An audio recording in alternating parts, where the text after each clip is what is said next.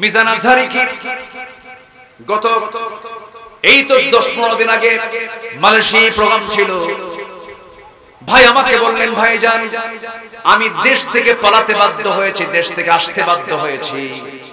আমাকে আসতে বাধ্য করেছে এক নাম্বার কারণ হলো একটা মাহফিলে 8 জন একসঙ্গে কালেমা পড়ে মুসলমান হয়েছিল। এটা ছিল তাদের চোখে বড় একটা অপরাধ। এই অপরাধে আমাকে অপরাধী সাব্যস্ত করে আমাকে বাধ্য করেছে বাইরে আসতে। আমি গিয়েছি, আমি চলে আসছি। আমার বন্ধুগণ, আমরা তো কোনো হিন্দু বাড়িতে গিয়ে হানা দেই না, বরং আমরা মন্দির পাহারা দেই, ঠিক কি না? আমরা মন্দির পাহারা দেই। আর নিকটবর্তী আপনি ভারতের দেশে ভারতে চলে যান, তারা মসজিদ পাহারা দেয় না, ভাঙ্গে, তারা ভাঙ্গে, আমরা গড়ি। আমরা কোন মন্দিরে কোনোদিন আঘাত হানি নাই কোনোদিন। কোন হিন্দু ভাইকে আমরা বলি না, ভাই কালেমা যদি না পড়িস তোর খবর আছে, এমন কথা ইসলাম কখনো বলতে বলে না। কারণ আল্লাহ রাব্বুল আলামিন বলে দিয়েছেন রাসূলকে, লা ইকরাহা ফিদ্দীন, দ্বীনের ব্যাপারে কোনো জবরদস্তি নাই। রাসূল যখন চাচাকে বললেন, চাচা আপনি কালেমাটা পড়েন, জেল তামার সঙ্গে খাটলেন। আবু তালেব বলে, মুহাম্মদ শোনো, হাসবুনা মা ওয়াজাদনা আলাইহি আবাআনা, আমাদের জন্য যথেষ্ট, আমার বাপ দাদা যা কিছু রেখে গেছে এর বাইরে যাব না, আমার বাপ আমার দাদা যা করে গেছে এর বাইরে যাব না। রাসূল কিচ্ছু বললেন না। মারা যাবেন, মারা যাওয়ার আগ দিয়ে যখন নবীর কানে সংবাদ চলে আসলো চাচা অসুস্থ, অসুস্থর পাশে গিয়ে, চাচার পাশে গিয়া শিওরে বসলেন, মাথা থেকে পা পর্যন্ত। আসসালামু আলাইকুম ওয়া রাহমাতুল্লাহি ওয়া বারাকাতুহু।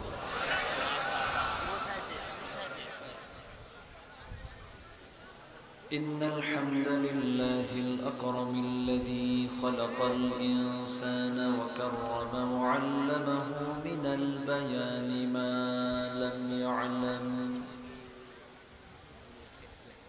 فسبحان الذي لا يحصى امتنانه باللسان ولا بالقلم.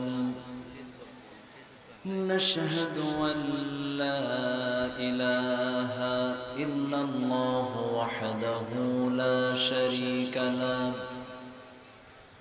ونشهد أن سيدنا وحبيبنا ومولانا محمدا عبده ورسوله الذي أرسله بالحق بشيرا ونذيرا وداعيا إلى الله بإذنه وسراجا منيرا. فقد قال الله تعالى في كلامه المجيد وفرقانه الحميد: أعوذ بالله من الشيطان الرجيم. بسم الله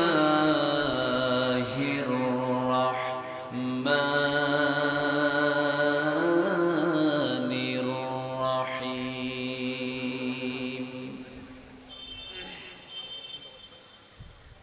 هو الذي أرسل رسوله بالهدى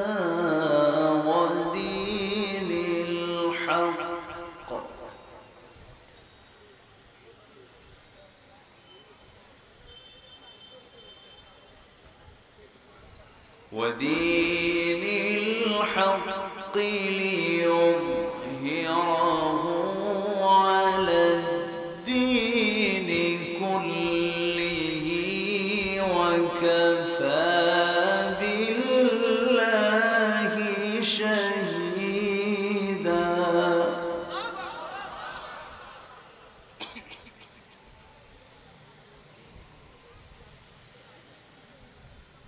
محمد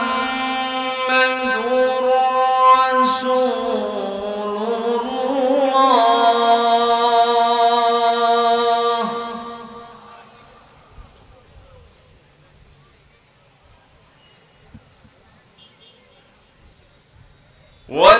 والذين معه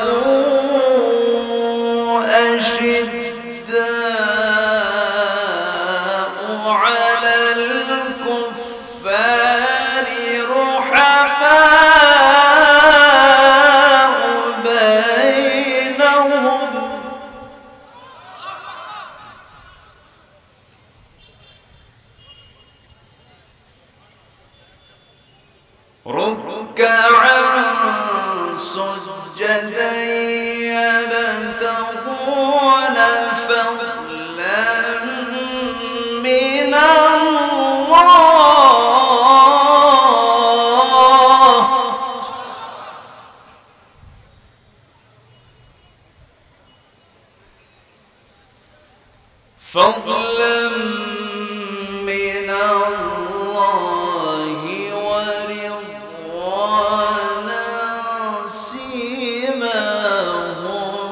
في وجوههم من أثر السجود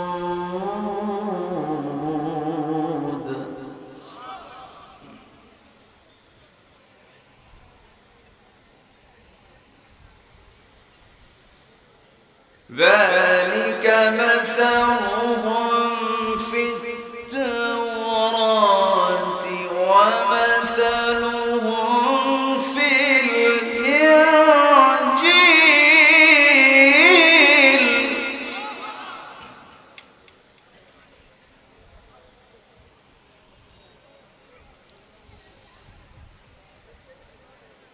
ومثلهم في الإنجيل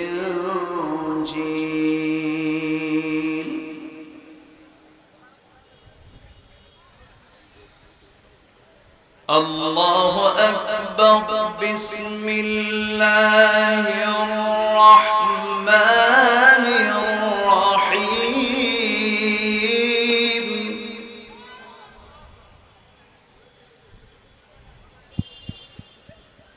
إن الله وملائكته يصلون على النبي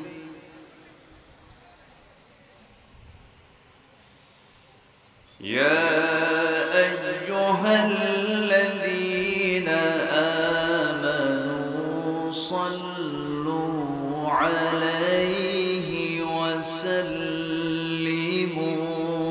تسليما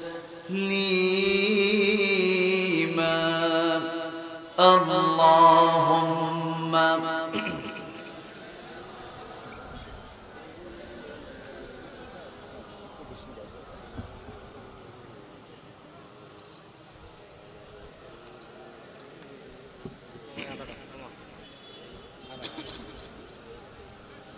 একটু মোহাব্বত দিয়ে নবীর প্রেমে মাতোয়ারা হয়ে জবান খুলে আওয়াজ দিয়ে জোরালো কণ্ঠে সবাই বলুন اللهم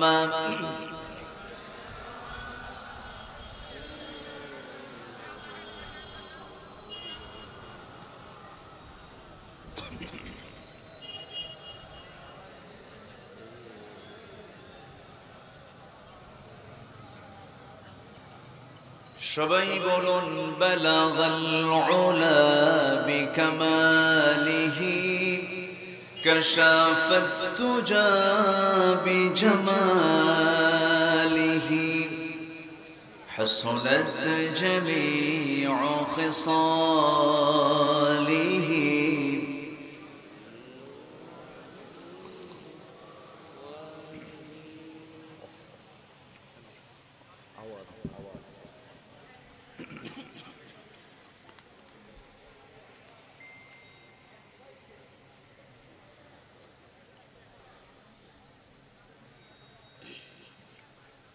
উত্তরাঞ্চলের ছোট্ট একটি জেলা জয়পুরহাট জেলার সদর উপজেলা ধারকি স্কুল মাঠে অনুষ্ঠিত ধারকি এলাকাবাসী এবং মসজিদ কমিটি কর্তৃক আয়োজিত আজকের এই ঐতিহ্যবাহী তাফসীরুল কোরআন মাহফিল 2024 ভাদ্রের এই তালপাকা ভ্যাপসা গরমের মাঝে 4 সেপ্টেম্বরে আয়োজিত আজকের এই মহৎ আয়োজনের সম্মানিত সুযোগ্য সাহেব সদর সিপাহ সালাত ইসলামী আন্দোলনের অন্যতম হাবার অকুতভয় সৈনিক উস্তাজুল আসাতিজা মুফতি মাওলানা আমার বন্ধুবর সাইদুর রহমান হাফিজাহুল্লাহ আজকের এই মহৎ আয়োজনের বরেণ্য প্রধান অতিথি, বিশিষ্ট চিকিৎসক, associate professor doctor Abul Bashar Mohammad Mir Mubinul Islam, Naogaon medical college hospital. আজকের মাহফিলের বরেণ্য অতিথি, এলাকার কৃতি সন্তান, আমার অনুজ, আমার স্নেহধন্য, উদীয়মান সম্ভাবনাময় একটি স্টার, এখনো শিক্ষার্থী আছেন কিন্তু অনেক দূর এগিয়ে গেছেন, হাফেজ মাওলানা মিসবাহুল আজম হাফিজাহুল্লাহ। উপস্থিত হাজারাত উলামায়ে কেরাম, ফদলায়ে ইজাম, সুশীল সমাজ, জাতির শ্রেষ্ঠ সন্তান, শিক্ষক মণ্ডলী, জাতির বিবেক, সাংবাদিক বৃন্দ, সামনে উপস্থিত দূরে কাছের বিভিন্ন স্থান থেকে আগত কালেমার ঝান্ডাবাহী, তাওহীদের পতাকাবাহী, দ্বীন ইসলামের নরসারদুল বীর মুজাহিদ, প্রাণ প্রিয় সম্মানিত দ্বীনী ভাইরা, আড়ালে বসে আছেন সম্মানিতা শ্রদ্ধেয়া সর্বগুণে গুণান্বিতা মা বোনেরা। আলোচনার প্রথমেই আনুষ্ঠানিকতার মধ্য দিয়ে আমার পক্ষ থেকে আবারও দিল খোলা সালাম, আসসালামু আলাইকুম ওয়া রাহমাতুল্লাহি ওয়া বারাকাতুহু। সালামের জবাবটা দুর্বল মনে হলো, দুর্বল হলে তো চলবে না, টিকে থাকতে হবে। আসসালামু আলাইকুম ওয়া রাহমাতুল্লাহ। সবাই কেমন আছেন? আমাকে প্রশ্ন করলেন, আপনি ভালো আমি খারাপ থাকবো নাকি? আল্লাহ তাআলা আমাকে আপনার কাতারেই রেখেছেন, বলি আলহামদুলিল্লাহ। 17টি বছর পার করেছি, একটু নিঃশ্বাস ফেলতে পারছি। এমন কোন রাত নেই যে রাতে পরিবার থেকে বিদায় নেওয়া লাগতো না। বলতাম যাচ্ছি, ফেরত আসে কিনা আল্লাহই জানে। অনেক অস্ত্রের মুখোমুখি হয়েছি। মাহফিল শেষে আমাকে ডিবি টোটাল ঘেরাও করে ধরে নিয়ে চলে গেছে। এরকম বহু ঘটনা জীবনে ঘটেছে, যা মঞ্চে কখনো উপস্থাপন করার সুযোগ পাইনি। আজকে হালকা একটু বলতে চাচ্ছি। কারো কোনো সমস্যা নাই তো? আসার সুযোগ দিয়েছেন কে? সে আল্লাহর শানে বলছি আলহামদুলিল্লাহ। চিৎকার মেরে বলছি আল্লাহুম্মা ইন্নী আসআলুকা আল হুদা ওয়াত তুকা ওয়াল আফাফা ওয়াল গিনা। সবাই বলে আল্লাহুম্মা লাকা আসলামতু ওয়া বিকা আমানতু ওয়া আলাইকা তাওয়াক্কালতু ওয়া ইলাইকা আনাবতু ওয়া বিকা খাসামতু। আমরা আল্লাহ তাআলা শুকর আদায় করে নিলাম। আমরা সবকিছুই যদি আংশিক কোনো কিছু করি, সেখানে কি পুরোপুরি সফলতা থাকে? না। নামাজ পড়তে নিয়ে 4 রাকাত ফরজ নামাজ, 2 রাকাতেই পেছন থেকে মারলেন দৌড়, নামাজ কি হবে? হবে না। মাহফিলের শুরু হয়েছে নাহমাদুহু দিয়ে, শেষ হবে কি দিয়ে? বলেন কি দিয়ে? দোয়া দিয়ে। দোয়া না করে আগে যদি চলে যান, তাহলে কি মাহফিলের পূর্ণ স্বাদ, আমার আলোচনার পুরো সংক্ষিপ্ত কথা কি প্রথমে হয় না শেষে হয়? শেষে হয়। তাহলে কি আমরা আদর্শ শ্রোতা হতে চাই? বলেন, এমন কি শ্রোতা হতে চাই আমরা? তাহলে আমরা এমন মানসিকতা নিয়ে শেষ মোনাজাত পর্যন্ত আমরা থাকতে রাজি আছি তো ইনশাআল্লাহ? এটার ফলাফল হলো যদি আমল করি এ তো প্লাস, এবং শেষ পর্যন্ত যতক্ষণ থাকবো আমরা রহমতের ফেরেশতারা দোয়া করবে। রহমতের ফেরেশতারা যদি আল্লাহর কাছে দোয়া করে, এর চেয়ে বড় প্রাপ্তি আর আছে কিছু? আমরা থাকবো। এটা একটা ক্লাস, এটা একটা ইবাদত। এটা মনে করে আমরা বসবো। মাহফিলে বহু শ্রোতা আসে, হুজুর টান কেমন মারে, হুজুর সুর কেমন মারে, গরম কেমন করলো, স্লোগান কয়টা দিল। না, আমরা এসেছি এগুলোর জন্য নয়, আমরা এসেছি মূলত কিসের ছাত্র হয়ে? বলেন কিসের ছাত্র হয়ে? কোরআন থেকে আমরা শিখবো, জোরে বলি ইনশাআল্লাহ। শেখানোর মতো, ওই দশ দেওয়ার মতো আমার তো এরকম এলেম কালাম নাই। এই যে আমার সাইদুর ভাই আছেন, এখানে অনেক উস্তাদ আছেন যাদের ছাত্র হতে পারলে আমি নিজেকে ধন্য মনে করতাম। কিন্তু যেহেতু উঠেছি ক্লাসে, ভাঙ্গা চূড়া কিছু কথা বলতেই হবে, আপনাকে শুনতেই আস্তে আস্তে শুনতেই হবে, জোরে বলি ইনশাআল্লাহ। আসুন আমরা সোজা আলোচনার দিকে চলে যাচ্ছি। সম্মানিত ভাইরা, আয়না ঘর চেনেন তো সবাই? কি চিনছেন? কখন? 5 আগস্টের আগে না পরে? আমি নিজে গিয়েছিলাম, দেখেছি, এবং দুজন ব্যারিস্টার আরমান এবং ব্রিগেডিয়ার জেনারেল আব্দুল্লাহিল আমান আজমি, দুজনের সঙ্গে লম্বা সময় কথা বলে অনেক তথ্য নিয়েছি। কথাগুলো শোনাবো, রাজি আছেন তো ইনশাআল্লাহ? সম্মানিত ভাই, সকল স্বাধীনতা নিশ্চিত করার আগে জাতিকে দিতে হবে কথা বলার স্বাধীনতা। 17টি বছর 18 কোটি মানুষের কথা বলার স্বাধীনতাকে তারা হরণ করেছিল। আমি আজকে এই মঞ্চের পাশে দিয়ে যখন আসতেছিলাম, আমার ড্রাইভারকে বলতেছি, দেখেন বক্তার কথা বলার জন্য গায়ে গলার যে জোরটা দেখেন, এই শক্তি তারা কুক্ষিগত করার চেষ্টা করেছিল, কিন্তু ফেরাউনরা পারেনি। এরা কি পারবে? পেরেছে। এখান থেকে প্রমাণিত হচ্ছে আল্লাহ ছিলেন, আছেন, বলেন ছিলেন, আছেন, কোন সন্দেহ? কোন দিক দিয়ে কি হলো, কি হয়ে গেল, কিন্তু কোন দিক দিয়ে কিছু হয় না, হকের বিজয় হয়েছে। বিজয় কে দিয়েছেন?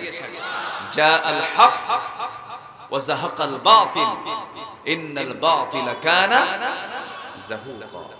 জয়পুরহাট, যার জেলার নাম হলো জয় দিয়ে শুরু, কোনো পরাজয় নাই।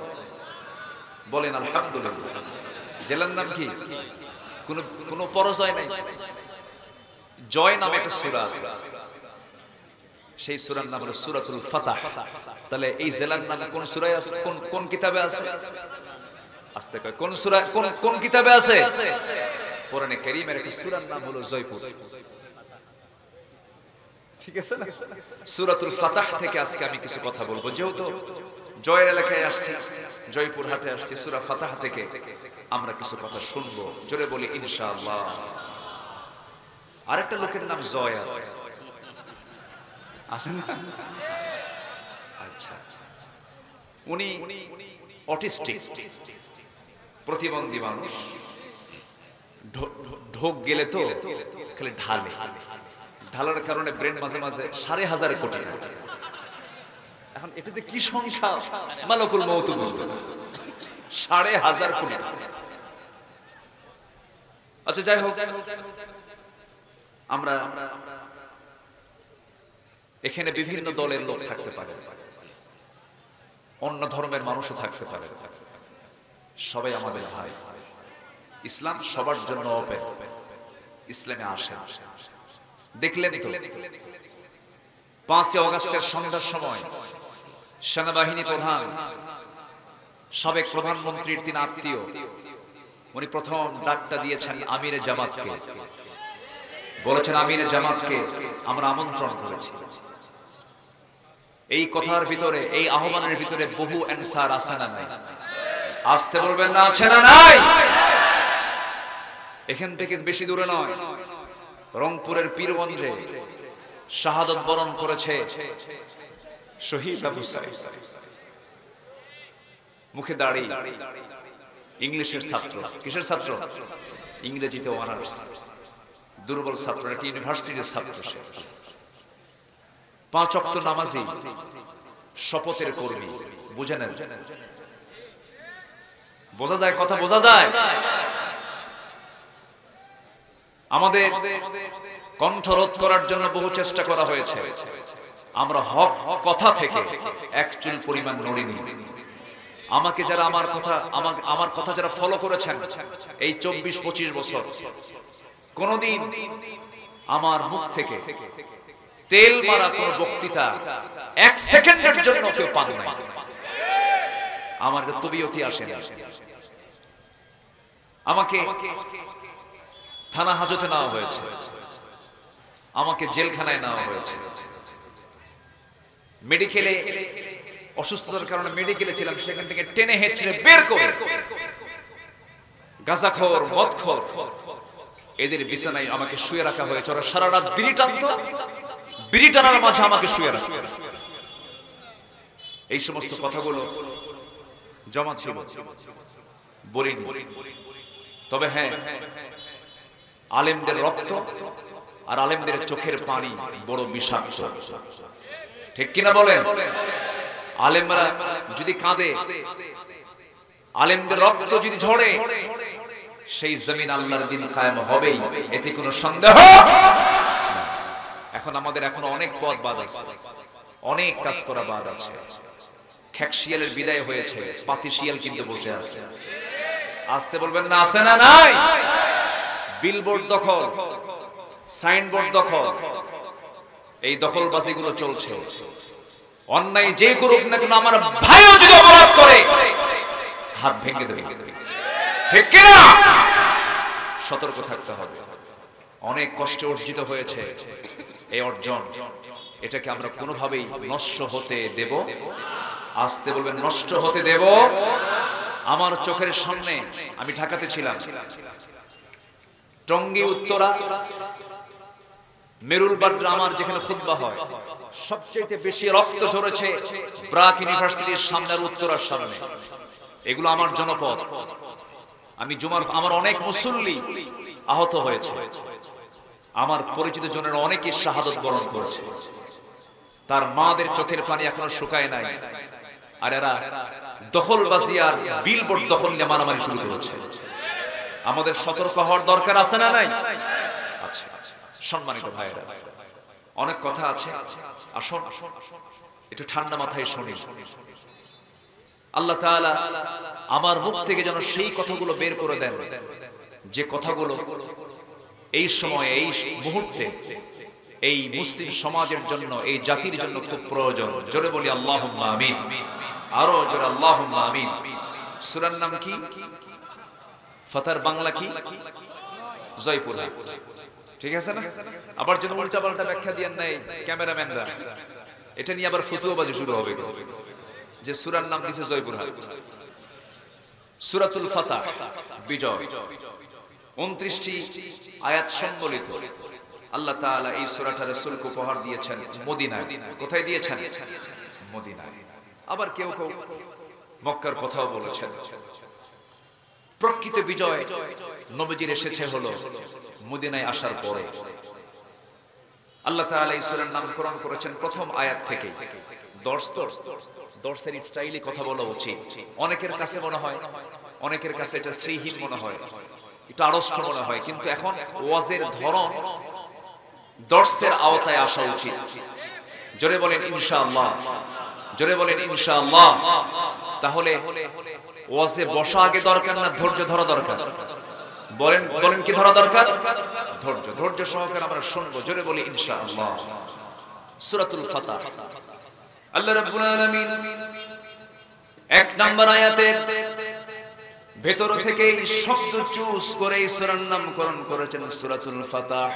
আল্লাহ রাব্বুল আলামিন বলেন, ইন্না ফাতাহনা লাকা ফাতহাম মুবিনা লিয়াগফিরা লাকা আল্লাহু মা তাকদ্দামা মিন যামবিকা ওয়া মা তাআখার ويتم نعمته عليك ويهديك صراطا মুস্তাকিমা। জোরে বলুন আল্লাহু আকবার। হে রাসূল, আপনি চিন্তান্বিত কেন? কেন আপনি চিন্তা করেন?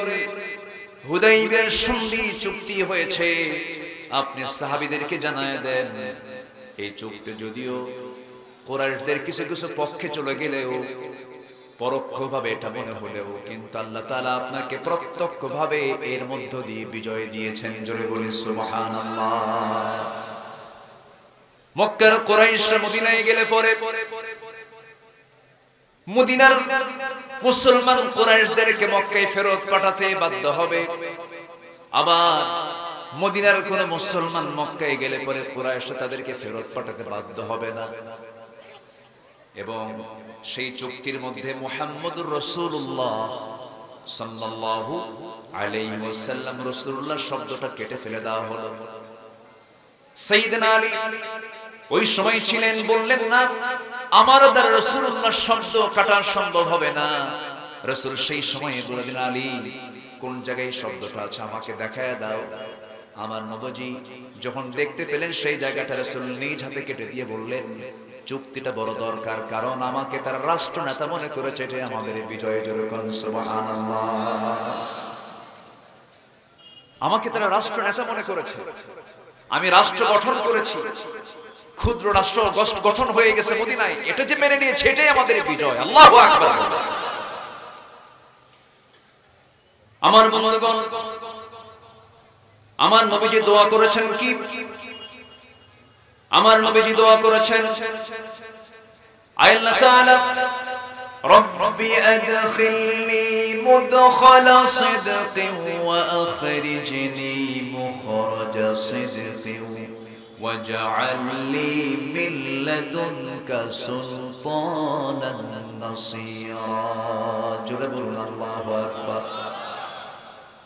আমার নবীজি রাষ্ট্র ক্ষমতার জন্য দোয়া চেয়েছেন। নবীজি রাষ্ট্র নেতা ছিলেন, নবীজি দেশ নায়ক ছিলেন, নবীজি দেশ পরিচালনা করেছেন, বিচারপতির ভূমিকা পালন করেছেন, আবার মসজিদে নববীর ইমামতির দায়িত্ব পালন করেছেন। আমরা এমন শাসক দেখতে চাই বাংলার জমিনে যে বাইতুল মুকাররমের খতিব হবে, আবার বঙ্গভবনের সে একজন বাসিন্দা হবে। আস্তে কম কেন, জোরে কোন ঠিক কিনা? বঙ্গভবন থেকে বের হবেন, বাইতুল মুকাররমের খুতবা দিবেন, আবার ওই ব্যক্তিটাই আবার দেশ পরিচালনা করবেন। এমন দৃশ্য যতদিন পর্যন্ত বাংলাদেশে না দেখা হবে ততদিন পর্যন্ত বাংলাদেশে কোনোদিন শান্তি আসতে পারে না। গত পরশুদিন ধর্ম মন্ত্রণালয় থেকে আমাকে ফোন দিয়েছে। ফোন দিয়ে বলা হলো আপনাকে ইসলামিক ফাউন্ডেশনের পক্ষ থেকে রবিউল আউয়াল মাসে বাইতুল মুকাররমে 15 দিন 20 দিন ব্যাপী তাফসীর সিরাতুন নবীর মাহফিল হয়। তো বলা হচ্ছে হুজুর আপনাকে আমন্ত্রণ জানানো হয়েছে, আপনি যে কোনো দিন একটা দিন আপনি বাইতুল মুকাররম মসজিদে সিরাত মাহফিলের প্রধান মেহমান। তো বাইতুল মুকাররমে আমি দাওয়াত পাবো, এটা তো কল্পনাতীত, কল্পনাই করা যায় না। বহু কামিল মাদ্রাসার প্রিন্সিপালরা মাহফিল করতে আমাদেরকে নেওয়ার সাহস পেত না। কামিল মাদ্রাসার প্রিন্সিপাল, ওরে বাপ রে বাপ, আব্দুল্লাহ আমিনকে এই মাহফিল দাওয়াত দিলে আমার চাকরি শেষ। সেই জায়গায় বাইতুল মুকাররমের সিরাত মাহফিলে আমাদের মতো এই চেতনা যারা আছেন, ডক্টর আফম খালিদ হোসেন হাফিজাহুল্লাহ, বহু আগে থেকে তার পরিচয়। আমার একটা প্রতিষ্ঠিত মাহফিল নোয়াখালীর মুসাফুরের মাহফিল, সেই মুসাফুরের মাহফিলে উনিও গেস্ট ছিলেন একই দিন, আমিও ছিলাম। উনি বাদে মাগরিব কথা বললেন, খুব দক্ষ আলোচক, তো ওনার আলোচনা 10টার পরে বোঝা কঠিন, অনেক গভীর পাণ্ডিত্য আল্লাহ তাআলা তাকে দান করেছেন। তো মাগরিব পর থেকে নিয়ে এশা পর্যন্ত আলোচনা করলেন। রাস্তার মাঝেই তার সঙ্গে আমার দেখা হলো, জাস্ট ক্রসিং, এর মাঝেই কিছুক্ষণ কথা বলে নিলাম। খুব বিনয়ী মানুষ, ওনার নেতৃত্বেই এই মন্ত্রণালয়টা চলছে, একটা সংস্কার হচ্ছে মনে হয়। জোরে বলি ইনশাআল্লাহ। জোরে বলি ইনশাআল্লাহ। তার একটা সিম্পটম পেলাম, ওই দালাল আলেম যারা, তেলবাজ যারা, তারা সব লেজ গুটে বিদায় নিয়েছে। বাইতুল মুকাররমের সেই ইমাম যে ওই ব্যর্থ প্রধানমন্ত্রীকে লকব দিয়েছিল কওমি জননী, সে লেজ গুটে মসজিদ থেকে বিদায় নেয়, পালাতে বাধ্য হয়েছে। সম্মানিত ভাইরা, সম্মানিত বন্ধুগণ, রাষ্ট্র ক্ষমতার প্রয়োজন আছে না নাই? আসতে বলবেন না, আছে না নাই? অনেক কার্ড খেলেছে, আনসাররে লেলিয়ে দিয়েছিল, রিকশা বাহিনীকে লেলিয়ে দিয়েছিল, শ্রমিকদেরকে লেলিয়ে দিয়েছিল, নিজেরা মন্দিরে হামলা করে সংখ্যালঘুর কার্ড খেলতে চেয়েছিল, কোন কার্ড কাজে লাগে না, সব পাহারা দিয়ে তারা প্রমাণ করেছে আমরা দেশকে জীবন দিয়ে ভালোবাসি। মুগ্ধ, পানি লাগবে, পানি লাগবে, মুগ্ধতা ছড়িয়ে এসে দুনিয়া থেকে বিদায় নিয়েছে। তার মার চোখের পানি এখনো শুকায় নাই। সম্মানিত ভাইয়েরা, মেডিকেল কলেজে গিয়েছিলাম, হসপিটালে গিয়েছিলাম, চোখ নাই, কান নাই, পা নাই, দুটো পা চলে গেছে, লাশ গাড়ির মধ্যে তুলে গাড়িতে আগুন ধরিয়ে দিয়েছে। যা করেছেন আপনারা, ইতিহাস আপনাদেরকে ক্ষমা করবে না, ঠিক কি না? ব্যক্তি অপরাধ করেছে, ব্যক্তির শাস্তি কি হবে ইসলামে আছে না নাই? আসতে বলবেন না, আছে না নাই? ডাকাতের শাস্তি কি রাসূল শিথিল করেছেন? চোরের শাস্তি কি রাসূল শিথিল করেছেন? আশিদ্দাউ আলাল কুফার, আসতেছে আমি, রুহামাউ বাইনাহুম। ডাকাতের শাস্তি রাসূল শিথিল করেননি, চোরের শাস্তি রাসূল শিথিল করেননি। আমার নবী রাষ্ট্রপতি থাকাকালীন উচ্চ বংশীয়া সম্ভ্রান্ত বংশের এক নারী, তার নাম ফাতিমা, আমার নবীর মেয়ের নাম কি? ফাতিমা, চুরি করে ধরা পড়েছে। ওই বংশের সমস্ত লোকজন সাইয়েদনা ওমর ফারুকের কাছে এসে বলছেন, আপনি যদি বলেন রাসূল শাস্তি লাঘব করতে পারেন। সম্ভ্রান্ত পরিবারের হাত কাটলে বিয়ে দেব কেমন? সমস্যা। আমার নবীর সামনে এসে যখন বললেন, ইয়া রাসূলুল্লাহ, দেখুন তো একটু কি শাস্তি লঘু করা যায়? আমার নবীজি সঙ্গে সঙ্গে জবাব দিচ্ছেন, ওমর, তোমার দারাজ কণ্ঠ কোথায় গেল? তোমার সেই তেজোদ্দীপ্ত চেতনা কোথায় গেল? আজকে ওই সম্ভ্রান্ত পরিবারের মেয়ে ফাতিমা না হয়ে আমার কলিজার টুকরা যদি ফাতিমা বিনতে মুহাম্মদ যদি চুরি করে ধরা পড়তো, আমি জনসম্মুখে সবার চোখের সামনে আমি ফাতিমাকে ডেকে আমি তার বাপ নিজের হাতে নিজের মেয়ের হাতটা কেটে নিতাম। আমার বন্ধুগণ, ডাকাতি করেছিল একজন, নবীর সামনে ভণ্ডামি করে কালিমার ঘোষণা দিল। নবীজি বললেন, তুমি কালিমা পড়েছো, নিরাপত্তা পেয়েছো, হুজুর আমি তো অসুস্থ, কি করা যায়? আমার রাসূল বললেন, যাও, মরু অঞ্চলে একজন রাখাল আছে, সেই রাখালের কাছ থেকে অনুমতি নিয়া উটের কিছু পেশাব, উটের কিছু পানি দুটাকে মিক্স করে তুমি পান করে নাও, তোমার জন্ডিস ভালো হয়ে যাবে, রক্ত রোগ বন্ধ হয়ে যাবে। ওষুধ মনে করে পান করলো সেই লোকটা, পান করার পরে সুস্থ হয়ে গেল। গায়ের শক্তি যখন ফেরত চলে এলো, শয়তানটা চেপে বসলো। সে করলো কি?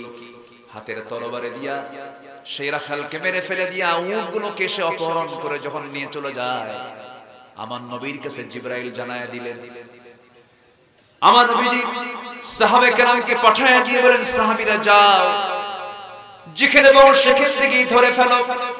ধরে ফেলা হলো। ধরে ফেলার পর রাসূল বললেন, তার হাত বেঁধে ফেলো, পা বেঁধে ফেলো।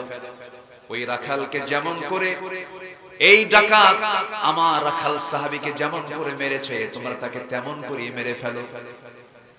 একটা করে হাত কেটে ফেলো, পা কেটে ফেলো, অঙ্গহানি করে ফেলো। আমরা সারা জীবন শুনেছি রাসূল দয়াল নবী মায়ের নবী, সেই নবীজি এই সিদ্ধান্ত যখন জানিয়ে দিলেন, হাত কাটা হলো, পা কাটা হলো, এরপরে পানির জন্য ছটফট করতেছে। ওই ডাকাতটা মরুভূমির বালুগুলো চাটতেছিল। নবীজির কানে সাহাবায়ে কেরাম সংবাদ দিলেন, হুজুর এমন দৃশ্যকে দেখে ভালো লাগে নাকি? সে পানি চাটছে, তপ্ত মরুভূমির গরম বালুগুলো সে চাটতেছে, পানির জন্য ছটফট করছে। কি করব হুজুর? রাসূল বলেন, সাহাবীরা এক চুল পরিমাণ পানি দিতে পারবে না, কারণ আমার রাখালকে সে এক চুল পানিও দেয় নাই। কি বোঝা যায়? কোনো ক্ষমা নাই, ঠিক কিনা? ক্ষমা আছে, ক্ষমা আছে। যদি ক্ষমা করতে চান, কুতিবা আলাইকুমুল কিসাসের এই আয়াতের খেলাফ হয়ে যাবে। কুতিবা আলাইকুমুল কিসাস এই আয়াত যদি আমরা মেনে নেই, এই আয়াতকে যদি আমরা বিশ্বাস করি, অবশ্যই খুনির শাস্তি এই জমিনে নিশ্চিত করতে হবে। 41 বছরের খুনের রায় যদি 41 বছরের আগের খুনের রায় যদি 41 বছর পরে আদায় হয়, বাবার শাস্তি। 71 সালে যে সমস্ত বিষয়গুলো সামনে এনে কল্পিত নাটক সাজিয়ে যদি একটা রায় দেওয়া হয়, 5ই আগস্টে যে তাজা খুন করা হলো, এটারও শাস্তি নিশ্চিত করা হলো সময়ের দাবি। রাজি আছেন কারা কারা? হাত উঁচু করে দেখান মুসলমান।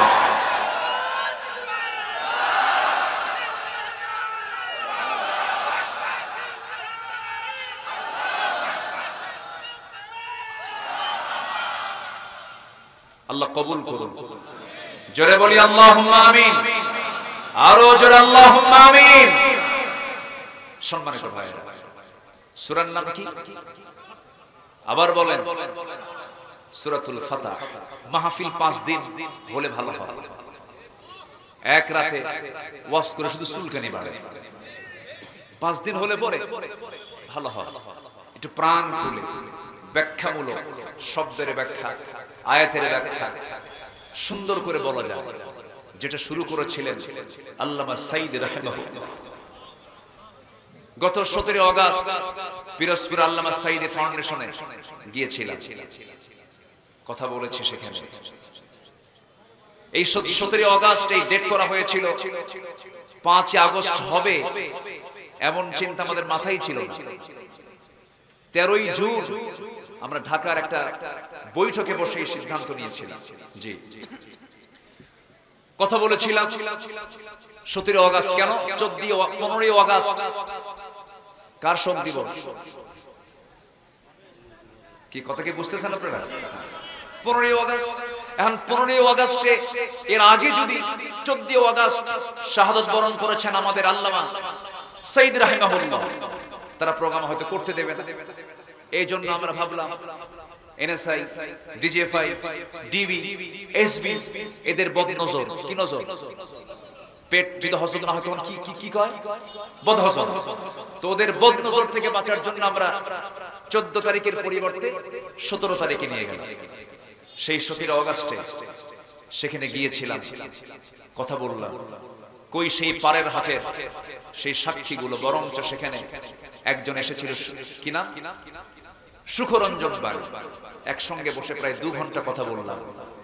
এই সুখরঞ্জন বাড়ির ঈমান না থাকতে পারে, সুখরঞ্জন বাড়ির ঈমান হয়তো কালেমাটা পড়ে নাই, কিন্তু বহু আলেম ওলামার চাইতে তার চরিত্র ভালো।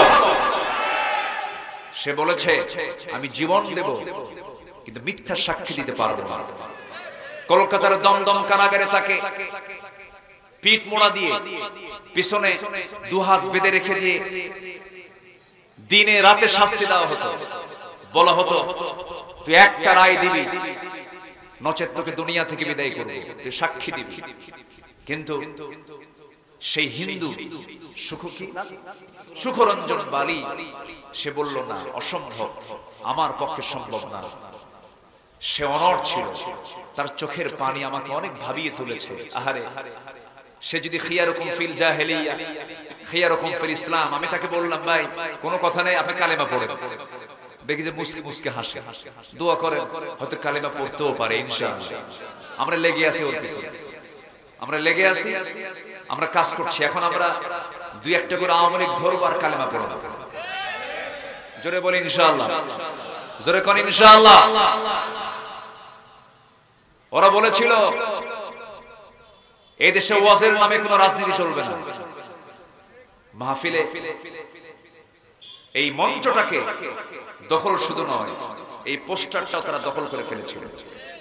এই পোস্টারে আমার নামটা কেন আগে দেওয়া হয়েছে? আমরা আলেম, আমরা বক্তা, আমাদের নামটা আগে, আর এমপি স্থানীয় আতি পাতি আছে না, ওদের নামটা একটু পড়ে, আমাদের নামটা কেন আগে দেওয়া হলো? এই থেকে অপরাধ মনে করে মাহফিলে 144 জারি করেছে। এত বড় জালিম নিকটবর্তী ইতিহাসে কেউ ইতিহাস সৃষ্টি করতে পারে না। ওয়াজের নামে রাজনীতি আমরা করি না, ওরা করেছে। মাহফিলে হাজার হাজার লোক আসে, আর ওরা 500 টাকা পিস দিয়াও ওদের জনসভায় মানুষ হাজির করতে পারে না, লোক পায় না। তো এখন মঞ্চে, এখন মাহফিলে এসে যদি দুই একটা কথা বলতে পারি, তাহলে এটাই আমাদের জন্য একটা বড় প্ল্যাটফর্ম। আবার থানায় ঘুষের টাকা না দেওয়া পর্যন্ত মাহফিল বাস্তবায়ন হতো না, ঠিক কিনা বলেন?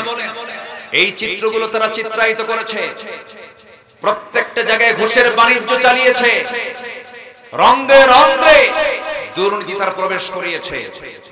অতএব উচিত তাদের কালেমা পড়ে আবার নতুন মুসলমান হওয়া, ঠিক কিনা? সম্মানিত ভাইরা, কথা আছে, একটু একটু করে বলতেছি, কারো কোনো আপত্তি নাই তো? জোরে বলি ইনশাআল্লাহ। আমাদের কথা বলতে গেলেও আবার খুব সাবধান থাকতে হয়, কারণ আমাদের মুখ থেকে অযাচিত কোনো কথাও বের হওয়া যাবে না। কারণ এই যে ক্যামেরা আছে, কিরামুন কাতিবিন ইয়ালামুনা মা তাফআলুন, শুধু ইয়ালামুন না, ওরা দেখে, জানে এবং দেখে। তাহলে আমার কথাগুলো নিয়ে প্রত্যেকটা ইঞ্চি ইঞ্চি কথার আবার গবেষণা আছে না নাই? আছে, সব তারা রেকর্ড করছে। আমি কেন নতুন করে মুসলমান হতে বললাম? তাদের জীবন বিধানের নাম ইসলাম নয়, তাদের জীবন বিধানের নাম হলো ধর্ম নিরপেক্ষ মতবাদ। নতুন করে কেন মুসলমান হতে বলছে ওদেরকে? তাদের ধর্মের নাম হলো জাতীয়তাবাদী চেতনা। জাতীয়তাবাদী চেতনায় যারা বিশ্বাস করবে তাদের ঈমান নাই। ধর্ম নিরপেক্ষ মতবাদকে যারা বিশ্বাস করবে তাদের ঈমান নাই। কার কথা? আসতে বলবেন না, কার কথা? কোরআন কোথায় বলছে? কোরআনের কোথায় আছে? শোনাই শোনাই, সব ওই সমস্ত দলীয় নেতা কর্মীদের জানায় দিবেন, হুজুরের এই বক্তব্য শুনবো, ওই আয়াতটা তালাশ করবে। আল্লাহ রাব্বুল আলামিন বলেন, ومن يبتغي غير الإسلام دينا فلن يقبل منه وهو في الآخرة من الخاسرين। জীবন বিধান হিসাবে যারা ইসলামটাকে বাদ দিয়া, দ্বীন হিসেবে যারা ইসলামকে বাদ দিয়া রাষ্ট্র পরিচালনায়, সমাজ পরিচালনায়, দেশ পরিচালনায় যারা ইসলামকে বাদ দিয়া দুনিয়ার কোন তন্ত্রমন্ত্র গ্রহণ করবে, পুঁজিবাদ, জাতীয়তাবাদ, ধর্ম নিরপেক্ষ মতবাদ, ক্যাপিটালিজম, সোশিয়ালিজম, ন্যাশনালিজমকে যারা গ্রহণ করবে, আল্লাহ রাব্বুল আলামিন বলছেন আমি তার পক্ষ থেকে কোনো কিছুই কবুল করব না। নামাজ পড়বে, কাজ হবে না, হজ করবে, কাজ হবে না, যাকাত দেবে, কাজ হবে না, কারণ সে দল হিসেবে সে ইসলামকে না গ্রহণ করে দুনিয়ার আইনকে গ্রহণ করেছে। আমার দেশে এখন কার আইন চলে? আল্লাহ। তাহলে কাজ কি এখনো বাদ আছে? কি আংশিক না পুরোটাই? আজ থেকে আংশিক না পুরোটাই? এখন কি পুরোপুরি জয়পুর বলা যায়? এখন পুরোটিকে জয়পুর বলা যায়? আমরা গোটা দেশকে জয় করব ইসলাম দিয়ে। জোরে বলি ইনশাআল্লাহ। আমাদের সবচেয়ে বড় সাহায্যকারী কে? আর ওদের সাহায্যকারী কারা? Russia, India, America. ওদের শক্তি হলো পুঁজিবাদী, সেকুলার, ন্যাশনালিজম। ওদের ধ্বজাধরি হচ্ছে ওদের পাওয়ার। আর আমাদের মূল পাওয়ার কে? আসতে বলবেন না কে?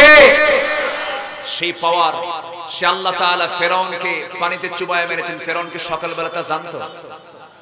যেদিন ফেরাউনকে পানিতে চুবায় মারছে তার আধা ঘন্টা আগেও কি ফেরাউন জানতো?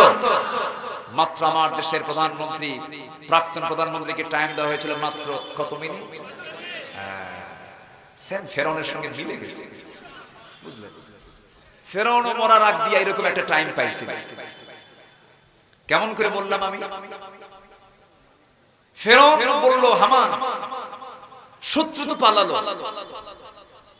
সে তো দরিয়া পারই হয়ে গেল, পার হয়ে যাওয়ার মানে বিপদ আরো বেশি, ঘুম হবে না, টেনশন হবে, কোন দিক দিয়ে কোন হামলা হবে, ওকে ধরো। হামান বলল, আপনি চিন্তা করবেন না, একটু দেখে আসি। ঘোড়ায় চড়ে দাবড়ায় দিল। যে রাস্তায় মুসা আলাইহিস সালাম তার 12টা গোত্র নিয়ে বাইপাস, আরো 11টা রাস্তা, মোট কয়টা রাস্তা? 12টা। মোট কয়টা রাস্তা? 12 গোত্র, কয়টা রাস্তা? 12টা রাস্তা। একদম শীতাতপ নিয়ন্ত্রিত, পর্যাপ্ত আলো, কারণ সমুদ্রের নিচে কি আলো থাকে না অন্ধকার থাকে? অন্ধকার, আলো ছাড়া তো যেতে পারবে না। তাহলে আলো প্লাস শীতাতপ নিয়ন্ত্রিত এবং টানেল, তো একটা টানেল, একটা গুহার মতো টানেল, সেখানে অক্সিজেনের দরকার আছে না নাই? যারা সৌদি আরবে গেছেন, মক্কা হজ করতে গেছেন, বিভিন্ন পাহাড় যখন অতিক্রম করতে টানেল দিয়ে যেতে হয়, সেখানে কৃত্রিম অক্সিজেন থাকে। তো আল্লাহ তাআলা কৃত্রিম অক্সিজেন, পর্যাপ্ত আলো, শীতাতপ নিয়ন্ত্রিত অবস্থা তৈরি করে 12টা রাস্তা আজ থেকে 4000 বছর আগে বানিয়েছেন ঈমানদারদের জন্য। কয়টা রাস্তা? 12টা। ঈমানদাররা পার হয়ে গেছে। এখন ও ফিরআউন ওয়া হামান, হামান কয় ফেরাউন, ওরা যেহেতু পার হলো, দেখি আমরা পার হতে পারি না, ওর বাপের রাস্তা নাকি? পার হতে নিল। ফেরাউনের পার হতে কোনো সমস্যা হলো না। ফেরাউন চেক করার জন্য গেছে, এপার থেকে ওপারে চলে গেছে, আবার ওপার থেকে এপারে চলে আসছে। হামান বলতেছে, ফেরাউন কোনো অসুবিধাই নেই, আমি সব চেক আপ করে আসছি, ক্লিয়ার রাস্তা, কোনো সমস্যা নেই। আল্লাহ কয়, ঠিক আছে, ক্লিয়ার, তোরে ধরবো একটু পরে, তোর মুরব্বির আগে ধরবে। কার আগে ধরবে? মুরব্বিকে আগে ধরবে। মুরব্বি, ঠিক আছে না? এখন তো কত যে কোন জায়গায় কোন কথা মানে ভাইরাল হয়ে যায়। আচ্ছা, শেষ পর্যন্ত আগে মুরব্বিকে চালায় দিল। ফেরাউন খুব ভীত ছিল, ভীত সন্ত্রস্ত হয়ে ফেরাউন করলো কি, এক পা আগায়, দুই পা পিছায়, এমন রব ভয় করে। তাহলে আমার রব কি ভয় করে? আমার রব কি ঘুমান? আমার রব কি টেনশন করেন? আমার রবের কি কোনো ক্লান্তি আছে? ওয়ালা ইয়াউদুহু হিফযুহুমা, তার কোনো ক্লান্তি নেই। আল্লাহু আকবার বলেন। আর এমন রব এক পা আগায়, দুই পা পিছায়। ফেরাউনকে কোনো টেনশন না, আপনি দৌড়ান। ঘোড়া দাবড়ায় দিল, পার হতে নিল। ঠিক ওই দরিয়ার ঠিক মিডল পয়েন্ট আল্লাহ তাআলা পাহাড়ের সমুদ্রের পানিকে আল্লাহ রাব্বুল আলামিন অর্ডার দিয়ে দিলেন, সমান হয়ে যাও। সঙ্গে সঙ্গে দুই পাশের দরিয়া পাহাড়ের মতো ভেঙে যখন তার মাথার উপরে পড়তে লাগলো, ফেরাউন এখনো মারা যায় না, কিছু টাইম আল্লাহ তাআলা তাকে দিলেন। ফেরাউন বলছে, মুসা বুঝতে পেরেছে তুমি সত্য, মুসা তুমি আমারে বাঁচাও, মুসা তুমি আমারে বাঁচাও। কিন্তু মুসা বাঁচাবেন না, আল্লাহ বাঁচাবেন। এই ডাকিও যখন কোনো কাজ হলো না, এবার ফেরাউন বলতেছে, মুসার আল্লাহ আমারে বাঁচাও। দেখছেন কার আল্লাহ? বলেন তো, কি সোজা না বাঁকা? মুসার আল্লাহ আমাকে বাঁচাও, তাও কোনো কাজ হলো না। শেষ পর্যন্ত বলে ফেললো, ও আল্লাহ আমাকে বাঁচাও, ওয়ানা মিনাল মুসলিমিন, আমি তো মুসলমানদের অন্তর্ভুক্ত। কত বড় জাহা মিথ্যা কথা বলে ফেললো। কি মিল আছে না নাই? বলে আসতে বলবেন না, আছে না নাই? ওয়ানা মিনাল মুসলিমিন, আমি তো মুসলমান। আল্লাহ তৎক্ষণাৎ জবাব দিয়ে দিন, অকুনতা মিনাল মুফসিদিন, তুই হলো সন্ত্রাসীদের গডফাদার। 40,000 শিশু হত্যা করেছিল ফেরাউন। এই পৃথিবীতে হত্যার রাজনীতি চালু করেছে প্রথম হলো এই পৃথিবীর বুকে ফেরাউন। আমার দেশে ওই ফেরাউন একটা আসছে, কিন্তু পুরুষ না, মহিলা ফেরাউন, ঠিক কিনা? মানুষকে মেরে গণভবনের পেছনে গণকবর দিয়েছে, কোনো ক্ষমা নেই, খুনের বিচার অবশ্যই কোরআনের ভিত্তিতে হওয়া উচিত, ঠিক কি না? এখন এসপি আমাদের মোবাইলে ফোন দেয়, এসপি ডিআইজি ওসি ফোন দিয়ে বলে হুজুর একটু তাকায়, কি কথা কি বুঝতেছেন? একটু নজর দিয়ে, হ্যাঁ একটু নেক নজর দিয়ে। তোমরা যে বদ নজর দিচ্ছ 17 বছর, আমরা প্রতিশোধ পরায়ণ নয়, আমরা এতটুকু অনিয়ন্ত্রিত নয়, আমার হিংস্র নয়। কালেমা পড়ো, ভালো করে মুসলমান হও, ঠিক কি না? আয়না ঘরে ব্যারিস্টার আরমান, আমি চোখের পানি আটকাতে পারি।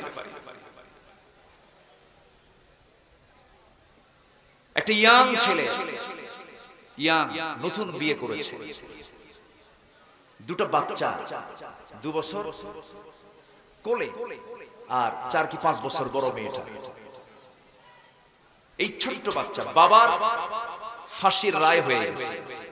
মীর কাসেম আলী রাহিমাহুল্লাহ এদেশের অসংখ্য ছাত্রদের স্বতন্ত্র শিক্ষা প্রতিষ্ঠান শহীদি কাফেলা, দরজয় কাফেলা, বাংলাদেশ ইসলামী ছাত্র শিবিরের প্রথম প্রতিষ্ঠার সভাপতি মীর কাসেম আলী, তার সুযোগ্য সন্তান একজন জাতির রাহবার ব্যারিস্টার আরমান, তার বাবার পক্ষে কোর্টে আইনি লড়াই লড়তেছিল। সেই লড়াই করতেছে কেন? এটাকে অপরাধ মনে করে তার বাবার ফাঁসির রায়ের আগেই বাড়ি থেকে বের করে ওই আয়না ঘরে নিয়েছে। আজকে 8 বছর। কত বছর? 5ই আগস্ট পর্যন্ত 8 বছর আলো ছড়া থেকেছে, আলো চোখে দেখে নাই, সূর্যের আলো দেখে নাই, চোখে ছানি পড়েছে, চোখে ছানি পড়েছে। যে লোকটার ওজন ছিল 80 কেজি, তার ওজন হয়ে গেছে মাত্র 35 কেজি। একটা মানুষ বাঁচে কেন? কত উচ্চ শিক্ষিত একজন এদেশের নাগরিক, সে 8 বছর জানতো না যে তার 8 বছর আগে তার বাবার ফাঁসি দেওয়া হয়েছে। যেদিন আয়না ঘর থেকে তাকে বের করা হয়েছে, সেদিন বলতেছে ভাইজান আমি সেই দিন জানতে পেরেছি আমার আব্বাকে 8 বছর আগে ফাঁসি দেওয়া হয়েছে। এদের এই আচরণ ফেরাউনকে হার মানানো, এদের এই আচরণ নমরুদকে হার মানিয়ে দিয়েছে।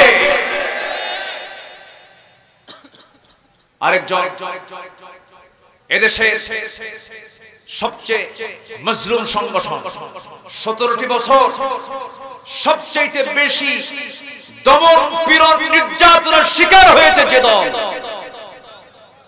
সেই দলের মজলুম একজন নেতা অধ্যাপক গোলাম আজম রাহিমাহুল্লাহ, তার কলিজার টুকরা সন্তান, এদেশের সেনাবাহিনীর ইতিহাসে সর্বোচ্চ সংখ্যক রেকর্ড নাম্বার যার জীবনে কোনো ফেল নাই। উনি আমাকে বলেছেন কোন অফিসার আমার মতো নাম্বার পায় না। আমি ব্রিগেডিয়ার জেনারেল ছিলাম, আমার অপরাধ আমি বাবার পক্ষে কথা বলেছি, আমার দোষ আমি গোলাম আজমের সন্তান। আমাকে ধরে নিয়ে আয়না ঘরে রেখে শুধু রাখি নাই, খাবার দেয়নি, কুকুরের খাবার তাদের মুখে দিয়েছে, পচা খাবার পানি দিয়ে ধুইয়ে ফেলে সেই খাবারটা মজা করে খেয়েছে। যে খাবারটা 3 দিন যাবত রান্না করা হয়েছে, সেই খাবারটা তাদের কাছে মজা লেগেছে। একজন ব্যারিস্টার, একজন ব্রিগেডিয়ার জেনারেল 8টা বছর এই অন্ধকার প্রকোষ্ঠে, এটা কোনো সেল বলা যাবে না, এটা কোনো জেল বলা যাবে না। তারা বললেন ভাইজান মনে হতো আজকের সন্ধ্যায় যেন আমার জীবনের শেষ সন্ধ্যা, আজকের এই শেষটা যেন আমার জীবনের শেষ শেষটা, হয়তো আগামী সকাল আমরা আর পাবো না। এরকম করে করে তারা দিনগুলো পার করেছে। ব্রিগেডিয়ার আজমি তিনি বললেন যে আমার এই যে গামছা, আমার এই গামছা, আমার যে পরিমাণ চোখের পানি ঝরেছে এই গামছা, এই পানিকে যদি ধারণ করা হতো একটা পুষ্করী, একটা পুকুর হয়ে যেত আমার চোখের পানি দিয়ে। আল্লাহ তাদের চোখের পানি বৃথা দেননি। আমরা কিছু স্বস্তির নিঃশ্বাস ফেলতে পারছি, আলহামদুলিল্লাহ। জোরে বলি আলহামদুলিল্লাহ, জোরে বলি আলহামদুলিল্লাহ। সম্পদ কাজে আসে না, ক্ষমতা কাজে আসে না, ঈমান কাজে আসে। আসতে বলবেন না, জোরে বলেন ঠিক কিনা? সম্পদ যদি কাজে আসতো, আজকে সালমান এফ রহমান দরবেশ কবি ওরফে দরবেশ নাকি, সে কি দাড়ি রাখছে না কাটছে? সে দরবেশের ভান ধরেছে, আসল দরবেশের সেনা শয়তান ওর কাছে ফেল, ঠিক কিনা? চিন্তা করা যায়, মাথার চুল কালো বানায়, মানে সাদা চুল কি বানাইছে কালো, আর দাড়িটা কেটে ফেলে দিয়া সে হইছে হলো মুড়িওয়ালা। কি হইছে? মুড়িওয়ালা। দেখেন মুড়িওয়ালা, তারপরে মুসি। আমি তাদেরকে খাটো করছি না, একটা মানুষের মুখে সুন্নত দাড়ি ছিল, সেই দাড়ি কেটে ফেলে দিয়া মাথার চুল কালো করে পালাতে চেষ্টা করলো, নৌকায় চললো, নৌকা ভিড়ে ভিড়ে আবার সামনে চলে আসে, নৌকায় উঠেও কাজ হয় না, ঠিক কিনা? নৌকা থেকে আবার তাদেরকে ধরা হয়েছে। একজনকে ধরছে দরবেশ, আগে ধরছে, কি বলে না, দরবেশ আগে ধরছে হলো আইন মন্ত্রী সোফ, এটা যে মুরগি সোফ, এই বদমাইশকে আগে ধরছে। ধরার পর একে একে নিয়ে যাচ্ছে কোস্টগার্ড। কামারে একে নেন কেন? দরবেশ তো বসে আছে। কই দরবেশ? ও দাড়ি কাটছে। চিন্তা করেন, পাপী কিন্তু পাপীকে ছাড়ে না, ঠিক কিনা? কিন্তু ইমানদার ইমানদারকে মহব্বত করে। ইমানদার ভাবে আমার জীবন চলে যাক, আমার ইমানদার ভাই বেঁচে থাকে, ঠিক কিনা? বিপদের বন্ধু ইমানদার হয়, বিপদের বন্ধু কখনো কাফের হতে পারে না, কাফেরের বন্ধু কাফের হতে পারে না। বিপদের বন্ধু ইমানদারের জন্য ইমানদার হয়, আলহামদুলিল্লাহ বলে। একজন দাড়ি কাটলো আর আরেকজন বাঁচার জন্য দাড়ি রাখলো। সিলেটে গিয়ে ধরা খাইল। সিলেটবাসীকে ধন্যবাদ জানাই, এই প্রযুক্তির কল্যাণে সিলেটের কাছে আমার আলোচনা চলে যাবে। সিলেটবাসী একটা কাজ করছে, বিসি আউট। কি ঠিক বোঝেন নাই? ও নিজে বলে বুক ফুলে, আমি সাইদির ফাঁসির রায় দিয়েছি, সে নিজে বলে। অথচ সেই অসভ্য বেয়াদব উগ্র মেজাজি বদ মেজাজি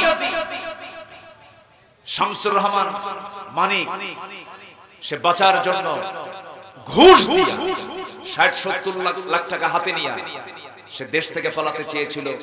সুরতটা ধারণ করেছিল দাড়ি রেখে। একজন পালাতে চাইলো কি দাড়ি কেটে, আরেকজন দাড়ি রেখে।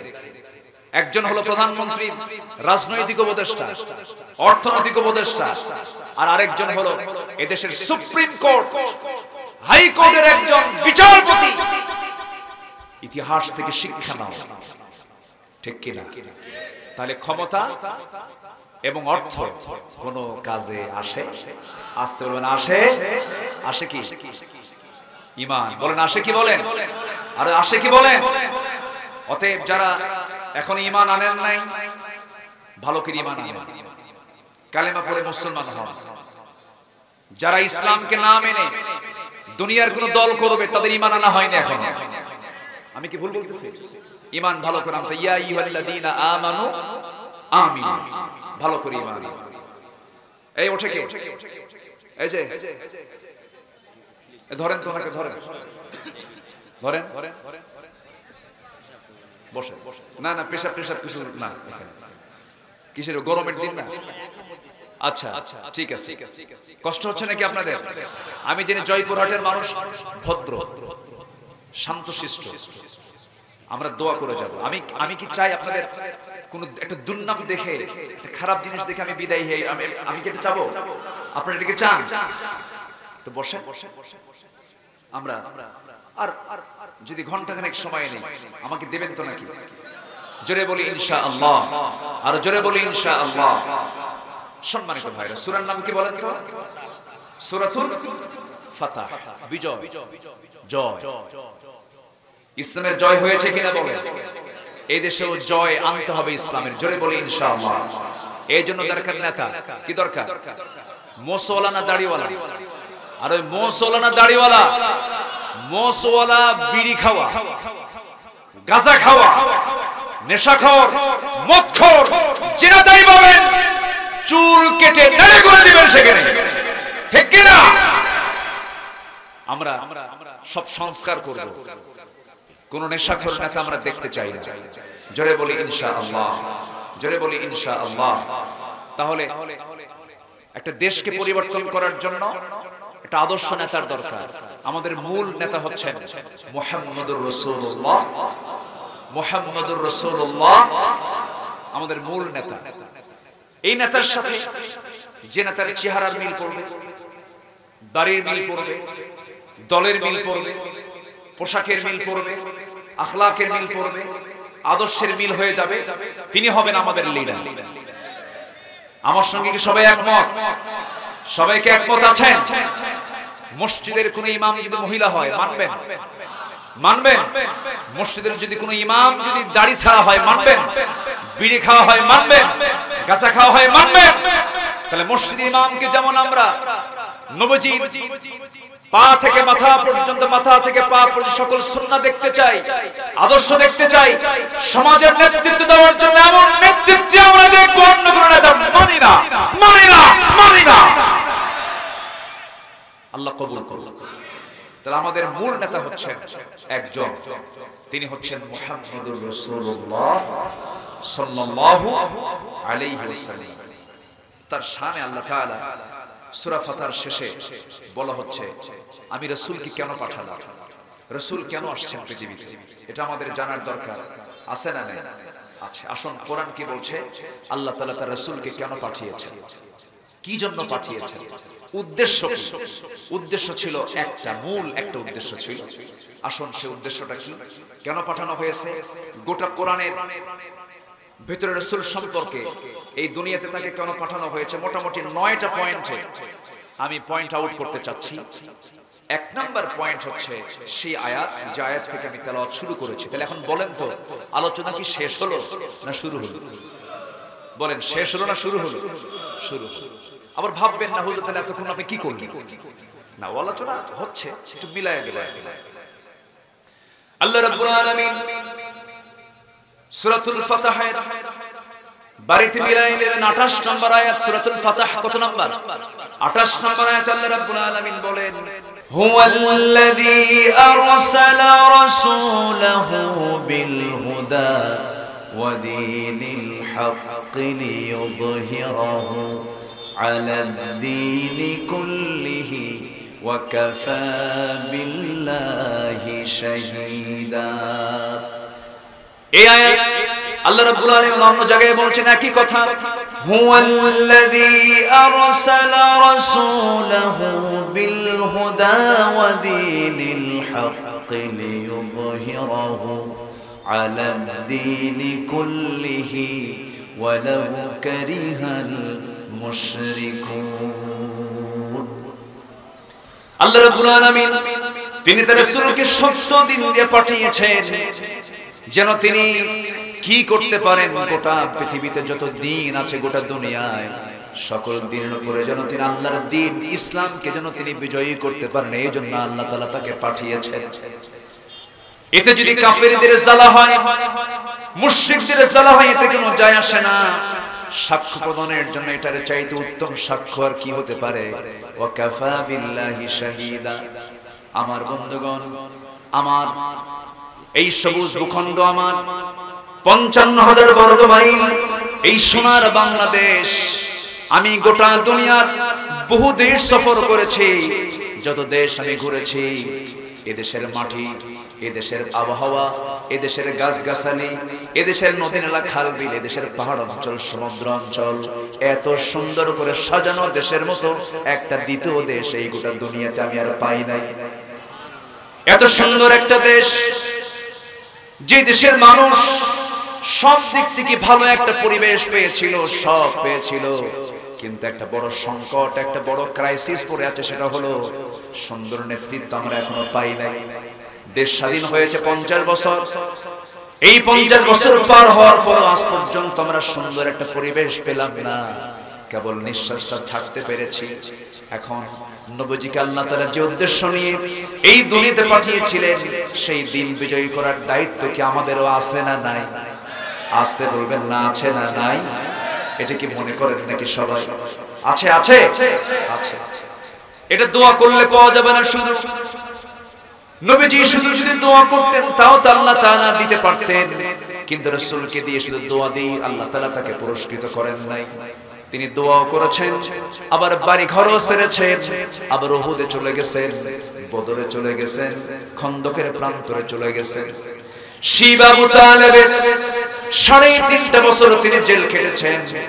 এরপরে রাসূলকে গালিগালাজ দেওয়া হয়েছে, মাথা রক্তগুলো গড়ে গড়ে পা পর্যন্ত চলে গেছে। এত অত্যাচার নির্যাতন সহ্য করার মূল কারণ একটাই ছিল, কোন আইন চলবে না, আইন চলতে হবে একমাত্র কার? আরো জোরে কার? আরো জোরে কার? আল্লাহ। এমনি এমনি আল্লাহর দিন বিজয় হবে না। বিজয় হওয়ার জন্য শহীদ আল্লামা সাইদ রাহিমাহুল্লাহর জীবন চলে গেছে। তিনি কি সাধারণ মৃত্যুবরণ করেছেন না শহীদ হয়েছেন? বড় জোরে বলেন কি হয়েছে? তাকে ইনজেকশন পুশ করে হত্যা করা হয়েছে। তাকে ষড়যন্ত্র করে শহীদ করা হয়েছে। একজন হার্টের রোগী হাসতে পারে না, একজন হার্টের রোগী কথা বলতে পারে না, একজন হার্টের রোগী হাঁটতে পারে না। নিজের স্বচক্ষে দেখেছি, স্বচক্ষে অবলোকন করেছি। তাকে পরিকল্পিতভাবে হত্যা করা হয়েছে। সকল তথ্য বের হয়ে যাবে, ওই ডাক্তারকে গ্রেফতার করতে পারবে, ঠিক কি না? সকল তথ্য বের হবে। জোরে বলি ইনশাআল্লাহ, আর জোরে বলি ইনশাআল্লাহ। তিনি জীবন দিয়েছেন। শহীদ মীর কাসেম আলী জীবন দিয়েছেন, কামরুজ্জামান জীবন দিয়েছেন। এরকম করে একটা দলের প্রথম কাতারের সকল নেতা, সকল নেতৃবৃন্দকে শহীদ করে দেওয়া হলো। কোনো লাভ হয় নাই, বরং আগুনে ফু দিলে পরে আগুন নিভে যায়, আবার আগুনে ফু দিলে পরে দ্বিগুণ দ্বিগুণ আগুন জ্বলে ওঠে। এটাই হয়েছে আমার বন্ধুগণ। তাহলে এক নম্বর উদ্দেশ্য হলো আল্লাহ তাআলা তার রাসূলকে দিনের ব্যাপারে কি কি দায়িত্ব দিয়েছেন। এক নম্বর হলো কোন দিন চলবে না কারা দিন ছাড়া। এই দিনকে বিজয়ী করার জন্য আল্লাহ রাব্বুল আলামিন তাকে পাঠিয়েছেন। নাম্বার 2 হলো মানুষের কাছে আল্লাহর দ্বীনি দাওয়াত পৌঁছে দেওয়ার জন্য আল্লাহ রাব্বুল আলামিন তাকে পাঠিয়েছেন। সূরা মায়েদার 19 নম্বর আয়াত, মা আলার রাসূলি ইল্লাল বালাগ ওয়াল্লাহু ইয়ালামু মা তুবদুনা ওয়া মা তাকতুমুন। নাম্বার 3 হলো মানুষকে সতর্ক করার জন্য আল্লাহ তাআলা তাকে পাঠিয়েছেন। ওয়া আনযির আশীরাতাকাল আকরাবিন। নাম্বার 4 হলো মানুষকে রবের দিকে আহ্বান করার জন্য তাকে পাঠানো হয়েছে। উদউ ইলা সাবিলি রাব্বিকা বিল হিকমাতি ওয়াল মাউইযাতিল হাসানাহ ওয়াজাদিলহুম বিল্লাতী হিয়া আহসান إن ربك هو أعلم بمن ضل عن سبيله وهو أعلم بالمهتدين। নাম্বার 5 হলো উপদেশ দেওয়ার জন্য আল্লাহ রাব্বুল আলামিন তাকে পাঠিয়েছেন। আল্লাহ রাব্বুল আলামিন তার ব্যাপারে তাকে অর্ডার দিয়ে বলেছেন, ফাযাক্কির ইন্নামা আনতা মুযাক্কির। নাম্বার 6 হলো মন গড়া কোনো কথা না বলার জন্য তাকে পাঠানো হয়েছে। আমার নবীজি যত জীবনে কথা বলেছেন, কার কথা? নিজের কথা না কার কথা? মন গড়া না আল্লাহর কথা? আল্লাহর কথা। আল্লাহ তাআলা কি সত্য কথা বলেছেন? আল্লাহ রাব্বুল আলামিন তার ব্যাপারে বলেছেন, ওয়া মা ইয়ানতিকু আনিল হাওয়া ইন হুয়া ইল্লা ওয়াহয়ুন ইউহা। তিনি নবুয়ত প্রাপ্তির পর থেকে শুরু করে নিয়ে 63 বছর 9 ঘন্টা জীবিত ছিলেন। শেষ নিঃশ্বাস পর্যন্ত যত কথা বলেছেন প্রত্যেকটা কথার মধ্যে ইঙ্গিত ছিল একমাত্র আল্লাহ। নাম্বার 7 হলো দিন প্রচারে বল প্রয়োগ না করা। আমরা কি হিন্দুদেরকে বলি জোর করে তোমরা ইসলাম কবুল করো? আজ থেকে বলি রাসূল বলেছেন তার নিজের চাচা আবু তালেব তিনি কি জোর করতে পারতেন? অনেক কিছু বলতে পারতেন, জোর করেছেন? আমার নবীজি নিজের কলিজার টুকরা 2 মেয়েকে বিয়ে দিয়েছিলেন। আবু লাহাবের 2 ছেলের সঙ্গে রাসূল বিয়ে দিয়েছিলেন তার 2টা মেয়েকে। দিন যখন চলে এলো, নবুয়ত যখন পেলেন, 2টা মেয়েকে নবীর ঘরে তালাক দিয়ে পাঠায় দেওয়া হলো। নবুয়ত প্রাপ্তির পরে ইসলাম তেমন একটি বিধানের নাম, ইসলাম আছে সম্পর্ক আছে, ইসলাম নাই সম্পর্ক নাই। আর ওদের সম্পর্ক দেখে, বিয়ের বাড়ি হলো আমেরিকা, বিয়ের বাড়ি কোথায়? দেশকে খুব ভালোবাসে। আরেক বিয়ের বাড়ি হলো ইংল্যান্ড, এক বিয়ে ইহুদি আরেক বিয়ে হলো নাসারা। আল্লাহ তাআলা বলছেন এই পৃথিবীতে মুসলমানদের সবচেয়ে বড় দুশমন হলো ইহুদি আর নাসারা। আর আত্মীয়তা করার কোনো জায়গা পায় না। আত্মীয়তা পাইছে হলো আমেরিকা, আত্মীয়তা পাইছে হলো ইউরোপ। এই হচ্ছে তাদের দেশের প্রতি প্রেম, দেশের প্রতি ভালোবাসা। 18 কোটি মানুষ, এর মধ্যে আর কোনো মহিলা খুঁজে পায় না। চলে গেছে সেই 7 সাগর 13 নদী পাড়ি দিয়া কোথায় গেছে? আমেরিকা। যাও গেছই যখন বিয়েই বাড়ি থাকে, কি ঠিক কি না? আল্লামা সাইদির কথাগুলো আজকে অক্ষর অক্ষর মিলে যাচ্ছে। এদিকে গোড়ায় ঝাঁকি মারবো, দিল্লিতে গিয়ে পড়বো, ঠিক কি না? সব মিলে গেছে। এমন একটা সময় আসবে পালানোর মতো একটি দূরের গর্ত খুঁজে পাবো না। তিনি যে দেশের কি ব্যাপার, তিনি যে দেশের অগণন মানুষের একজন আধ্যাত্মিক লিডার ছিলেন, এতে চুল পরিমাণ কোনো সন্দেহ না। তিনি যা বলেছেন আল্লাহর ওলিদের মাঝে ফালহামাহা ফুজুরাহা ওয়া তাকওয়াহা, ইলহামটা কে দিয়ে দেন? ওলিদের কারামত মিথ্যা না সত্য? কারামত মিথ্যা না সত্য? সত্য। তবে মাঝে মাঝে খুব একটা জিনিস খুব মানে খারাপ লাগে। আজকে যদি আল্লামা সাইদি যদি বেঁচে থাকে, গোটা পৃথিবীর ইতিহাসে আমি কোন ইতিহাস পাইনি এমন একজন ব্যক্তি শুধু ফাঁসির রায় হয়েছে, সেই ফাঁসির রায়কে কেন্দ্র করে শত শত মুসলমান বুকের তাজা প্রাণ ঢেলে দেওয়ার ইতিহাস নিকটবর্তী 200-300 বছর আমি যতটুকু ইতিহাস পড়েছি নিকটবর্তী কোন ইতিহাসে এমন কোন রেকর্ডই নেই। আল্লাহু আকবার বলে। সম্মানিত ভাইরা, তাহলে দিন প্রচারে কোন কি জোর প্রয়োগ করা যাবে? আল্লামা সাইদি এমন একটা এলাকার এমপি ছিলেন যে এলাকার অধিকাংশ ভোটার মুসলিম না হিন্দু, মুসলিম না হিন্দু, তার সাক্ষীও ছিল কি হিন্দু। হিন্দু নবীর কি বলে আমাদের আল্লামা সাইদের বিপক্ষে না পক্ষে? নদী সাঁতরায়া 9 মাসের পেটে বাচ্চা রেখে, 9 মাসের বাচ্চা পেটে আছে, সেই বাচ্চাকে পেটে ধারণ করে নদী সাঁতরায়া এই আল্লাহর পক্ষে তারা ভোট দিয়েছে। তাকে বলা হয়েছে ধর্মান্তরিত করার অভিযোগ তার বিরুদ্ধে লেপন করা হয়েছে, তোকমা লাগিয়ে দেওয়া হয়েছে। কিন্তু ইসলাম কখনো এই কনসেপ্টকে কখনো গ্রহণ করে না। আমার নবীজির নিজ ঘরে আপন চাচাকে কখনো তিনি জোর প্রয়োগ করেননি, বলেন। কারণ দিন তো জোর করে গ্রহণ করা যাবে না, দিন জন প্রয়োগের কোনো কিছু নয়। দিল থেকে যার ভালো লাগবে সে কালিমা পড়ে মুসলমান হয়ে যাবে। আল্লাহর মেহেরবানি। এই কথা আমি এই 20 বছরে কোনোদিন বলতে পারি নাই। আজ পর্যন্ত আমার যতটুকু হিসাব আছে আল্লাহ তাআলা এই অধমের হাতে 39 জন বিধর্মী কালেমা পড়ে মুসলমান হয়েছে। সত্য প্রকাশ করতে পারিনি। মিজান আজহারি কি গত এই তো 10-15 দিন আগে মালয়েশিয়ায় প্রোগ্রাম ছিল।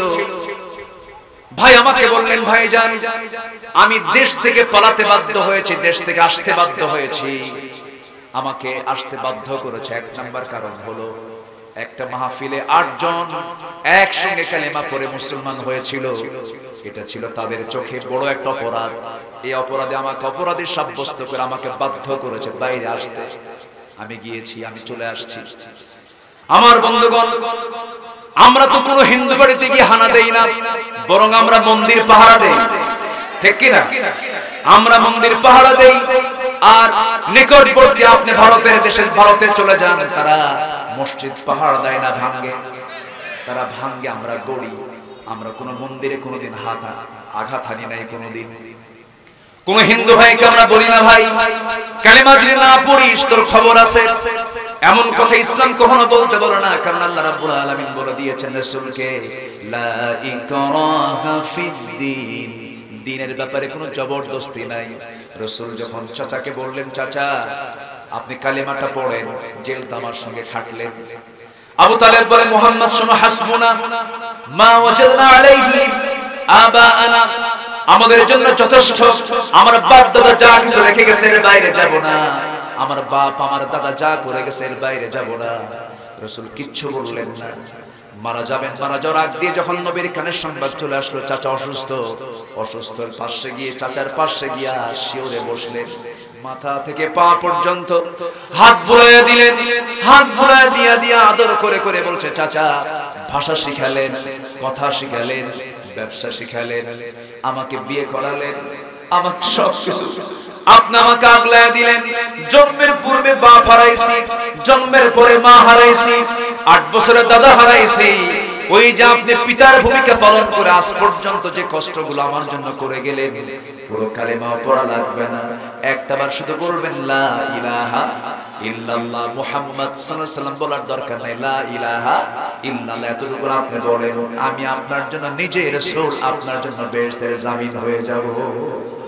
শুধু একটা বার বলে, আমার নবীর সবচেয়ে বড় আফসোস হয়েছিল সেদিন।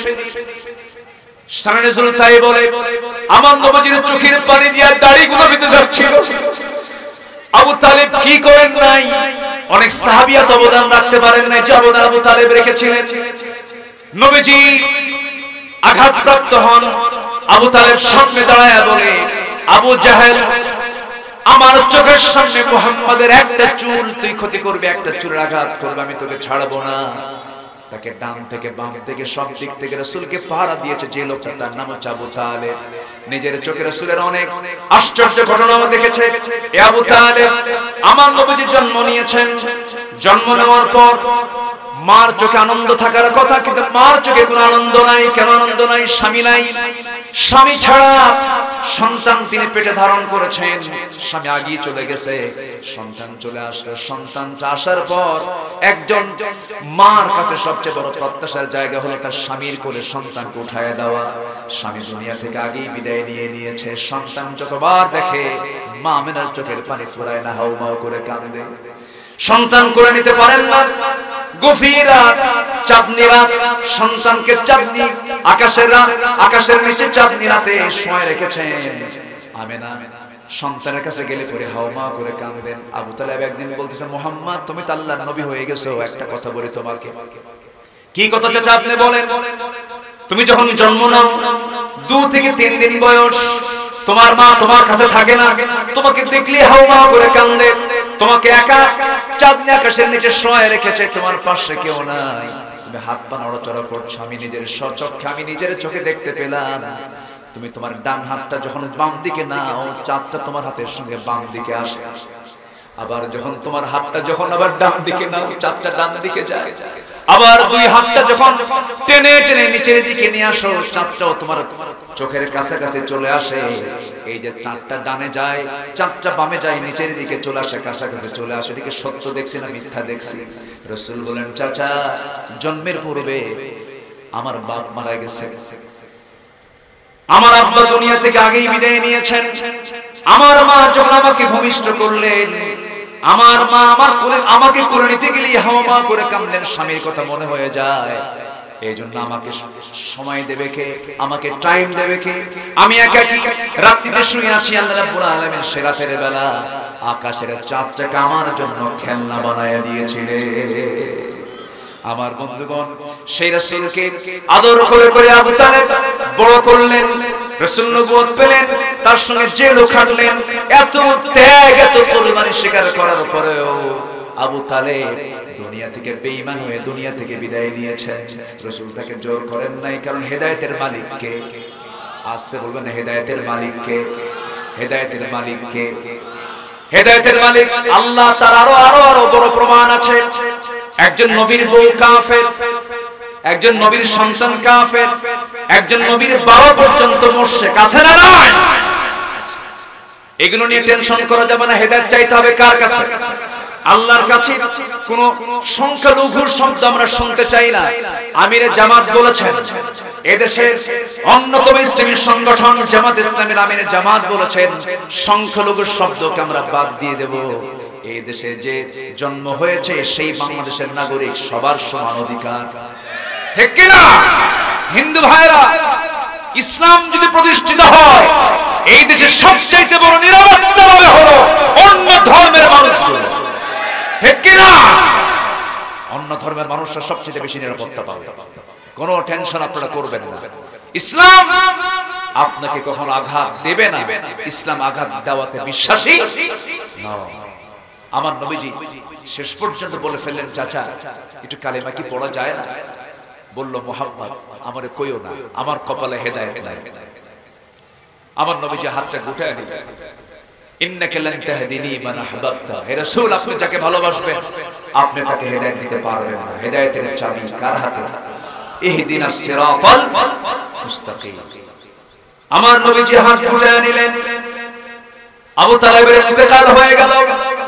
এখন প্রশ্ন হলো, দেখেন আবু তালেবের ভাতিজা হচ্ছেন মুহাম্মদ সাল্লাল্লাহু, আবু তালেবের ছেলে হচ্ছেন সাইয়্যিদনা আলী রাদিয়াল্লাহু তাআলা আনহু, আবু তালেবের আরেকটা ছেলে হচ্ছেন জাফর বিন আবু তালিব রাদিয়াল্লাহু তাআলা আনহু।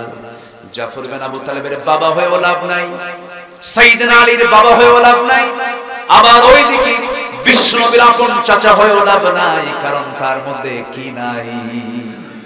ঈমানটা নাই। আমার ভাইয়েরা, এই জন্য বলি সবচাইতে বড় সম্পদ হলো ঈমান। ঈমানদার নেতা আমরা খুঁজবো, ঈমানদারের সঙ্গে আমরা থাকবো। ও কোন মা'আস সাদিকিন, সাদিকদের সঙ্গে থাকবো, সত্যবাদীর সঙ্গে চলাফেরা করব। বাম রাম অত্যাচারী জালিম শোষক চোর ডাকাতদের সঙ্গে আমাদের কোনো সম্পর্ক থাকতে পারে? যারা চাঁদাবাজি করবে হাত কেটে দিতে হবে, ঠিক কি না? যারাই সন্ত্রাসীগিরি করবে আইনের হাতে তুলে দিতে হবে। আমরা সতর্ক থাকবো। জোরে বলি ইনশাআল্লাহ। রাসূল দিন প্রচারে কোনোদিন জোর প্রয়োগ করেননি। নাম্বার 8 হলো মানব জাতির মুক্তির দিশা দেখানো। মানব জাতিকে মুক্তির দিশা দেখানোর জন্যই রাসূলকে হাদি করে, রাসূলকে নবী করে, দূত করে পাঠিয়েছেন কে? আসতে বলবেন না কে? এক রাসূল না অসংখ্য রাসূল? বলেন এক রাসূল। আল্লাহ তাআলা শুধু এক রাসূলকে পাঠিয়েছেন? বলেন এক রাসূল। লক্ষাধিক পয়গম্বর, 1,24,000 মতান্তরে বলেন। তো মতান্তরে তো 1 লাখ ডিফারেন্স হয়। আমাদের সংখ্যা বলার দরকার নেই।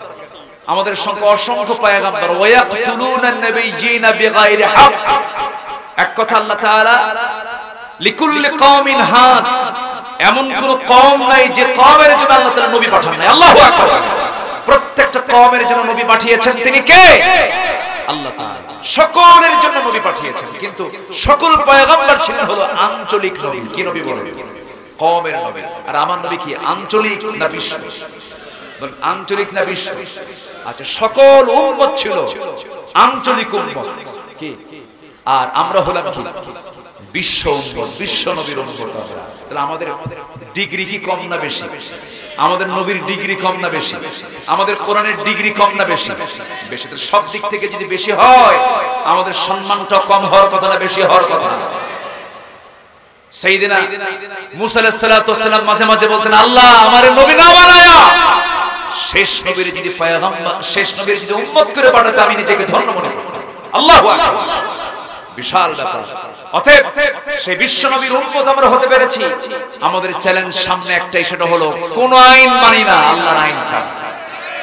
এক কথায় আমাদের একটা কথাই সিদ্ধান্ত চূড়ান্ত করতে হবে। যে নেতা কোরআন নিয়ে থাকবে সে নেতাই হবে আমার নেতা। যে নেতার সাথে কোরআন নাই, মুখে থুতু মারবো, জুতা মারবো আমরা। রাজি আছেন কারা কারা? হাত উঁচু করে দেখা।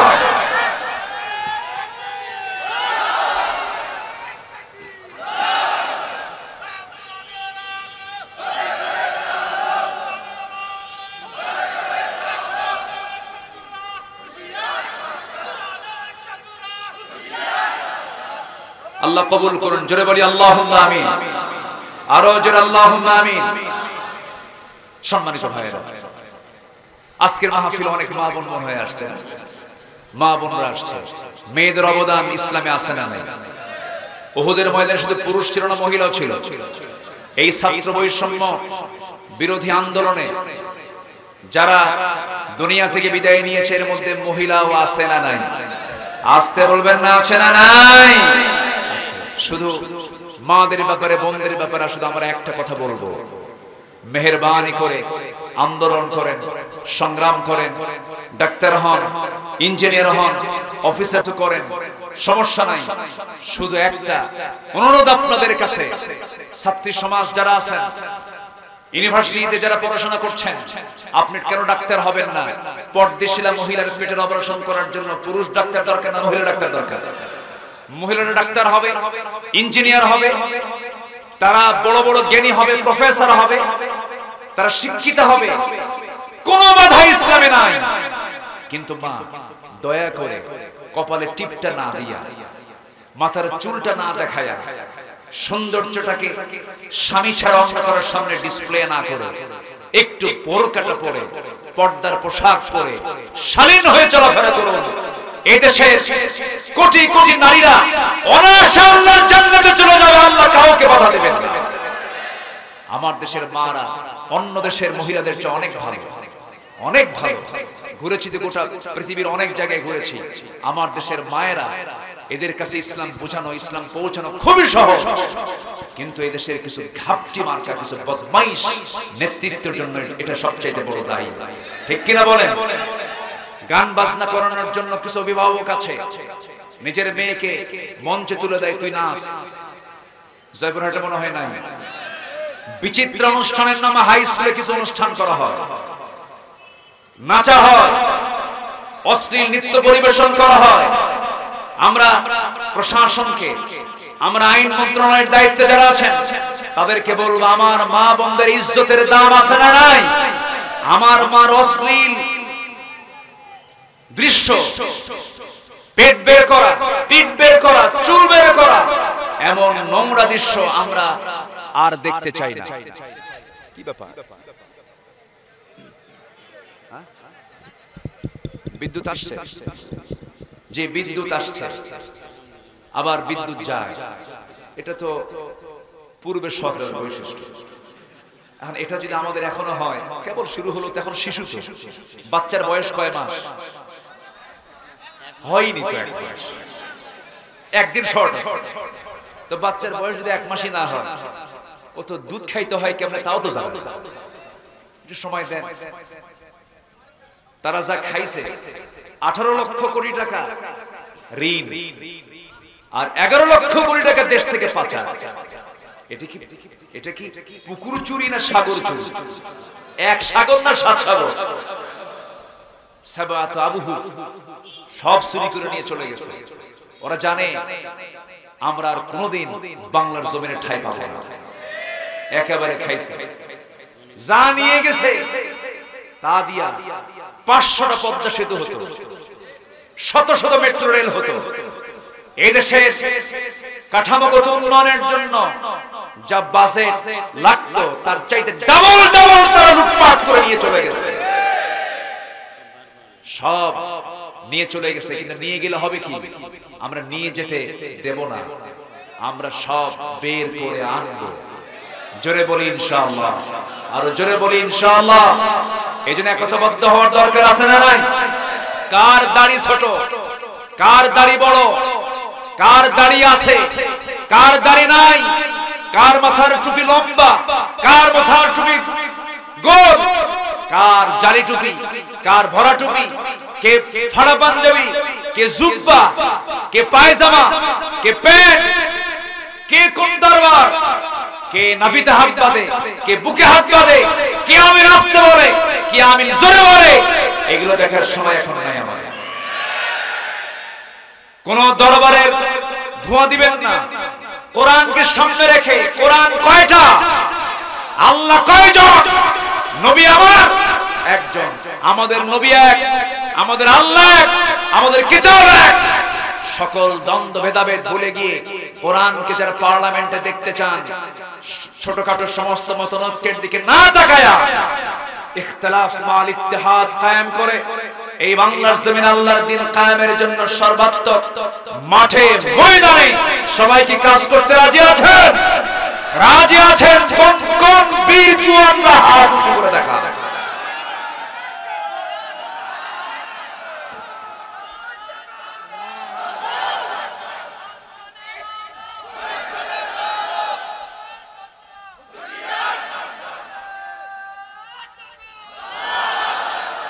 আল্লাহ কবুল করুন, জোরে বলি আল্লাহুম্মা আমিন। সম্মানিত ভাইয়েরা, সম্মানিত বন্ধুগণ, এখান থেকে বাড়ি যাওয়ার পর গুরুত্বপূর্ণ একটা নামাজ আছে। সেই নামাজের নাম কি? আলহামদুলিল্লাহ।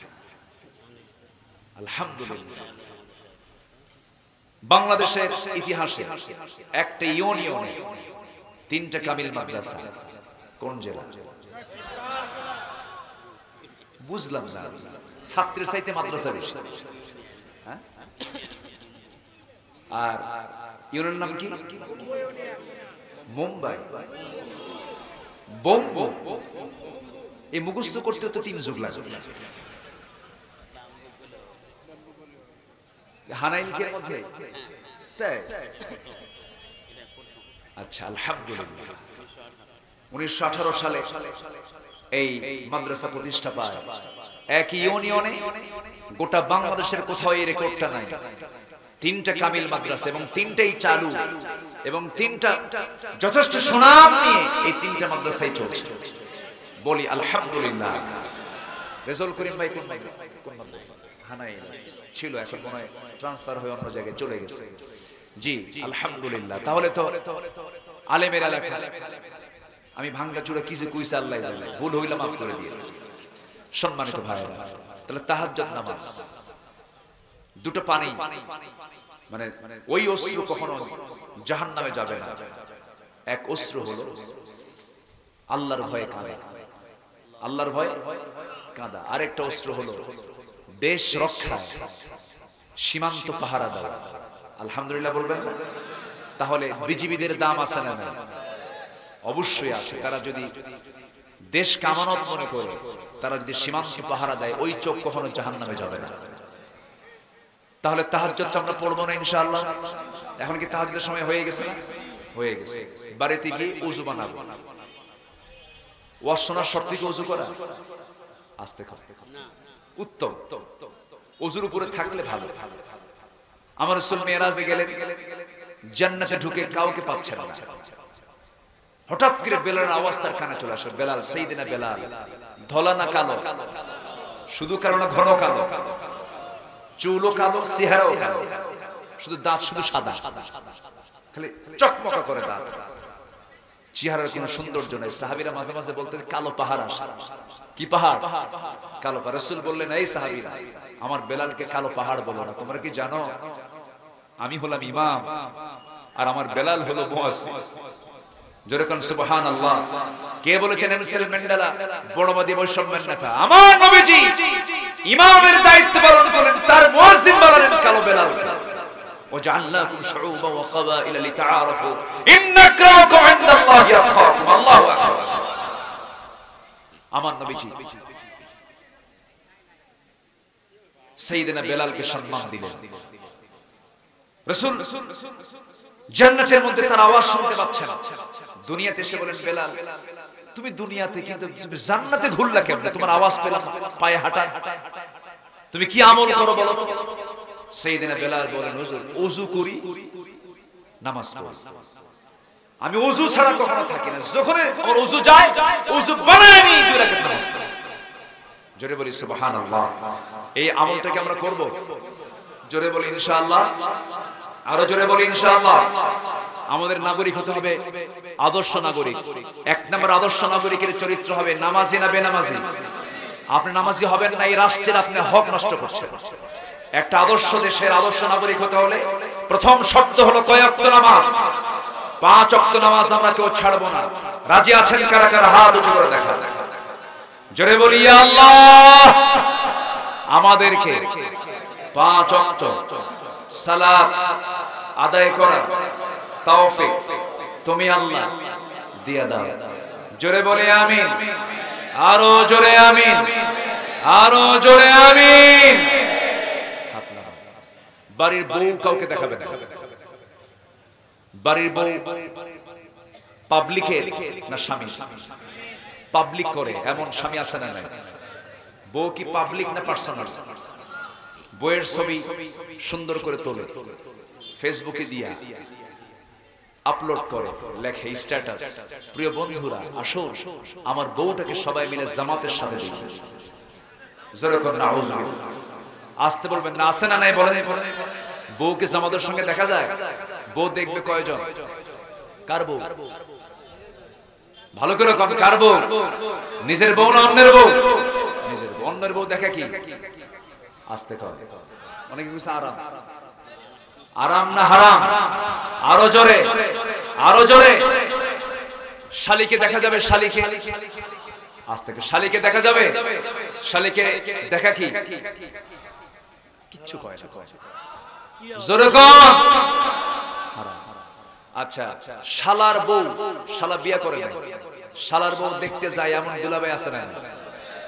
এটা কি সুন্নতে মুআক্কাদা? আস্তে আস্তে।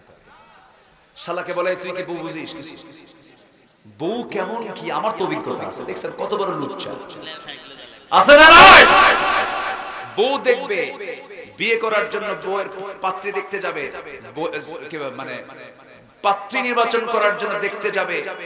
ছেলে নিজে না ছেলের বাবা যাবে? ছেলের দুলাভাই যাবে? কে যাবে? ছেলে নিজে দেখবে। দুলাভাইও জায়েজ নাই, বাবাও জায়েজ। এগুলো ভুল করে। আবার কিছু নামাজিও আছে, শালি নিয়ে ঘোরে, বউ নিয়ে ঘোরে না। বউ তো পুরাতন। শালিকে বলে ওঠ হুন্ডায় চড়ে। শালি মনে মনে চিন্তা করে যে কোনদিন এই মেলা দেখি নাই, গোপীনাথের মেলা দেখি নাই। হুজুর কিন্তু সব খবর রাখে। তো গোপীনাথের মেলায় দুলাভাই যখন অফার করছে, এই চান্স তো জীবনে নাও আসতে পারে, যাই হুন্ডায় চড়ছে। লজ্জাও পায়, দুলাভাই মানুষ। তো পিছনে উঠে চিন্তা করে গায়ের সঙ্গে গা লাগালে কেমন হয়? এটা তো উচিত না।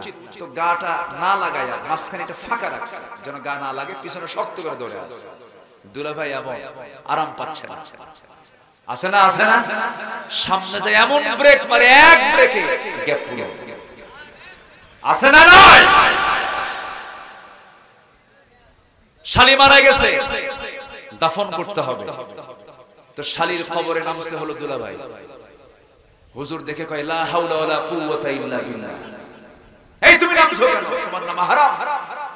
দুলাভাই মনে মনে করে সারা জীবন তাজা শালি হুন্ডা নিয়ে ঘুরলাম, কোনো ফতুয়া নাই। মরার পরে মরে গেছে শালি, এখন কয় হারাম। সম্মানিত ভাইয়েরা, আমাদের ভালো হওয়ার সময় আমরা এখন পেয়েছি। বোরকা পরলে কেউ আর বলবে না জঙ্গির পোশাক, মাথায় টুপি পরলে কেউ বলবে না এটা জঙ্গির টুপি, দাড়ি রাখলে পরে আমাদের কেউ আর বাধা দেবে না। বহু লটর ফটর করেছো, বহু ষড়যন্ত্র করেছো। ভালো হও, ভালো হও, নচেত এই জাতি তোমাদের কাউকে ক্ষমা করবে না। এরাই রাসূলুল্লাহর মাথার টুপি কুকুরের মুখে, কুকুরের মাথায় চড়িয়ে দিয়েছিল। কিছু নাস্তিকের বাচ্চা এখন আছে না নাই? নিঝুম মজুমদার গা ঢাকা দিয়ে বসে আছে। নিঝুম মজুমদার আল্লামা সাঈদীকে নিয়ে বাজে কথা বলেছে। নিঝুম মজুমদার কোথায় আছে খুঁজে বের করতে হবে। সম্মানিত ভাইয়েরা, এরকম শত শত নাস্তিকের তালিকা এখন আমরা করব। নাস্তিকদের আল্লাহ সহ্য করেন না, ঈমানদার সহ্য করতে পারে না। লেখার শক্তি আল্লাহ তোমাকে দিয়েছে, তসবিহ রাসূলের মতো লেখা বাদ দিয়ে দাও। নাস্তিক হুমায়ুন আজাদের মতো লেখা দিয়ে দাও, লেখো মতিউর রহমান মল্লিকের মতো, লেখো কবি আল মাহমুদের মতো, লেখো জাতীয় কবি নজরুল ইসলামের মতো। আল্লাহ তোমাকে নিয়ামতে ধন্য করেছেন। বাম রামের চিন্তা মাথায় নিয়ে লিখবো, ওই হাত আমরা ভেঙে চুরে চুরমার করে দেব। ফেসবুক স্ট্যাটাস দিতে সাবধান হয়ে যাবে। ফেসবুক একটা গুরুত্বপূর্ণ প্ল্যাটফর্ম, এই প্ল্যাটফর্মকে তোমরা প্রশ্নবিদ্ধ করবা না, তাদেরকে আমরা সতর্ক করে দিচ্ছি। আমরা মাফ করতে জানি কিন্তু অন্যায়কে ক্ষমা করতে জানি না। আল্লাহ আমাদের সবাইকে বোঝার তৌফিক দান করুন। জোরে বলি আল্লাহুম্মা আমিন। আজ আমি তৃপ্তি ভরে নাম ধরে কিছু কথা বলতে পেরেছি, এই সুযোগ দিয়েছেন কে? আসতে বলবেন না কে? প্রত্যেক রাতে প্রত্যেক দিন সকালবেলা আমি যখন বাড়ি থেকে মাহফিলের উদ্দেশ্যে বের হতাম, বউকে বলতাম, বউ আমার চললাম তো, কি যে হয় আল্লাহই জানে, কোন যে কোন মামলায় পড়ে, যে আগামী 8 তারিখও মামলার হাজিরা আছে। এমন চাকরি দিছিল আমার, বিদেশে যাব কখন টেনশন, ঘুরবো কখন টেনশন, এমন মামলা 18 কোটি মামলা, 18 কোটি এই দেশের নাগরিকের বিরুদ্ধে মামলা হয়েছিল। দেশটা বানিয়েছিল কারাগার। তাই আমরা দেখেছি 8 তারিখে মামলার হাজিরা আছে। তো বললো, উকিল সাহেব বললো আপনার না আসলেও হবে। বললাম যে কেন? কেন এটা কি বলবেন, আপনি যা বলবেন তাই করে দেব। তাই বললাম যে না, একটু যাই, একটু সাক্ষাৎ করে আসি। বুঝলেন, একটু সাক্ষাৎ করে আসি। দেখা সাক্ষাৎ হয় না বহুদিন, সাক্ষাৎটা করে আসি। হামজার মামলা থেকে তাকে অব্যাহতি দেওয়া হয়েছে, আলী হাসান ওসামার মামলা অব্যাহতি হয়েছে, তারপরে গুনবীর মামলা অব্যাহতি হয়েছে, হারুন ইজহারের মামলা অব্যাহতি হয়েছে। হাফিজাহুল্লাহ, আল্লাহ তাদেরকে হেফাজত করুন। জোরে বলি আল্লাহুম্মা আমিন। এবং ওই কাউন্টার টেররিজমের যে মামলার আসামি হারুন ইজহার, আলী হাসান ওসামা, হামজা, এরা যে মামলার আসামি ছিল, ওই মামলার আমিও আসামি ছিলাম। ওই একই মামলায় আমাকে আসামি করা হয়েছিল।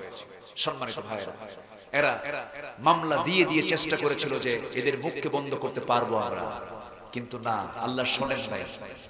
আপনি পানিকে, তেলকে আপনি যতই চেষ্টা করেন পানির নিচে রাখার জন্য পারবেন না।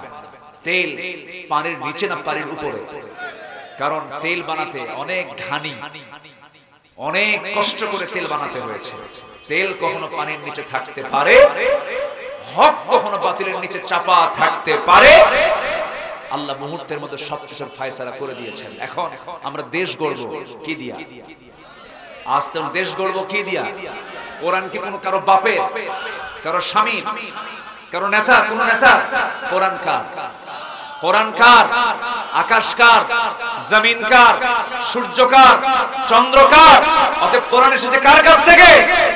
অতএব শান্তি আসবে একমাত্র এই কোরআন দিয়ে। কোরআনের শাসন বাংলার জমিন আমরা চাই। সবাই চান তো ইনশাআল্লাহ? আর তো জঙ্গিবাদের গালি নাই, আর তো যুদ্ধবাদের গালি নাই, সন্ত্রাসীর গালি নাই। আমরা এখন কোরআনটাকে আমরা চাই। যারা চাবে না, সে যে দলেরই হোক না কেন, সেই ইসলামের দুশমন। আল্লাহ সবাইকে বোঝার তৌফিক দান করুন। আমি আমার কথা আর বাড়াবো না, যতটুকু হয়েছে আমরা বলে ফেলি আলহামদুলিল্লাহ। দোয়া না করে কেউ যাবেন? আমরা সবাই দোয়া করে যাব নামাজের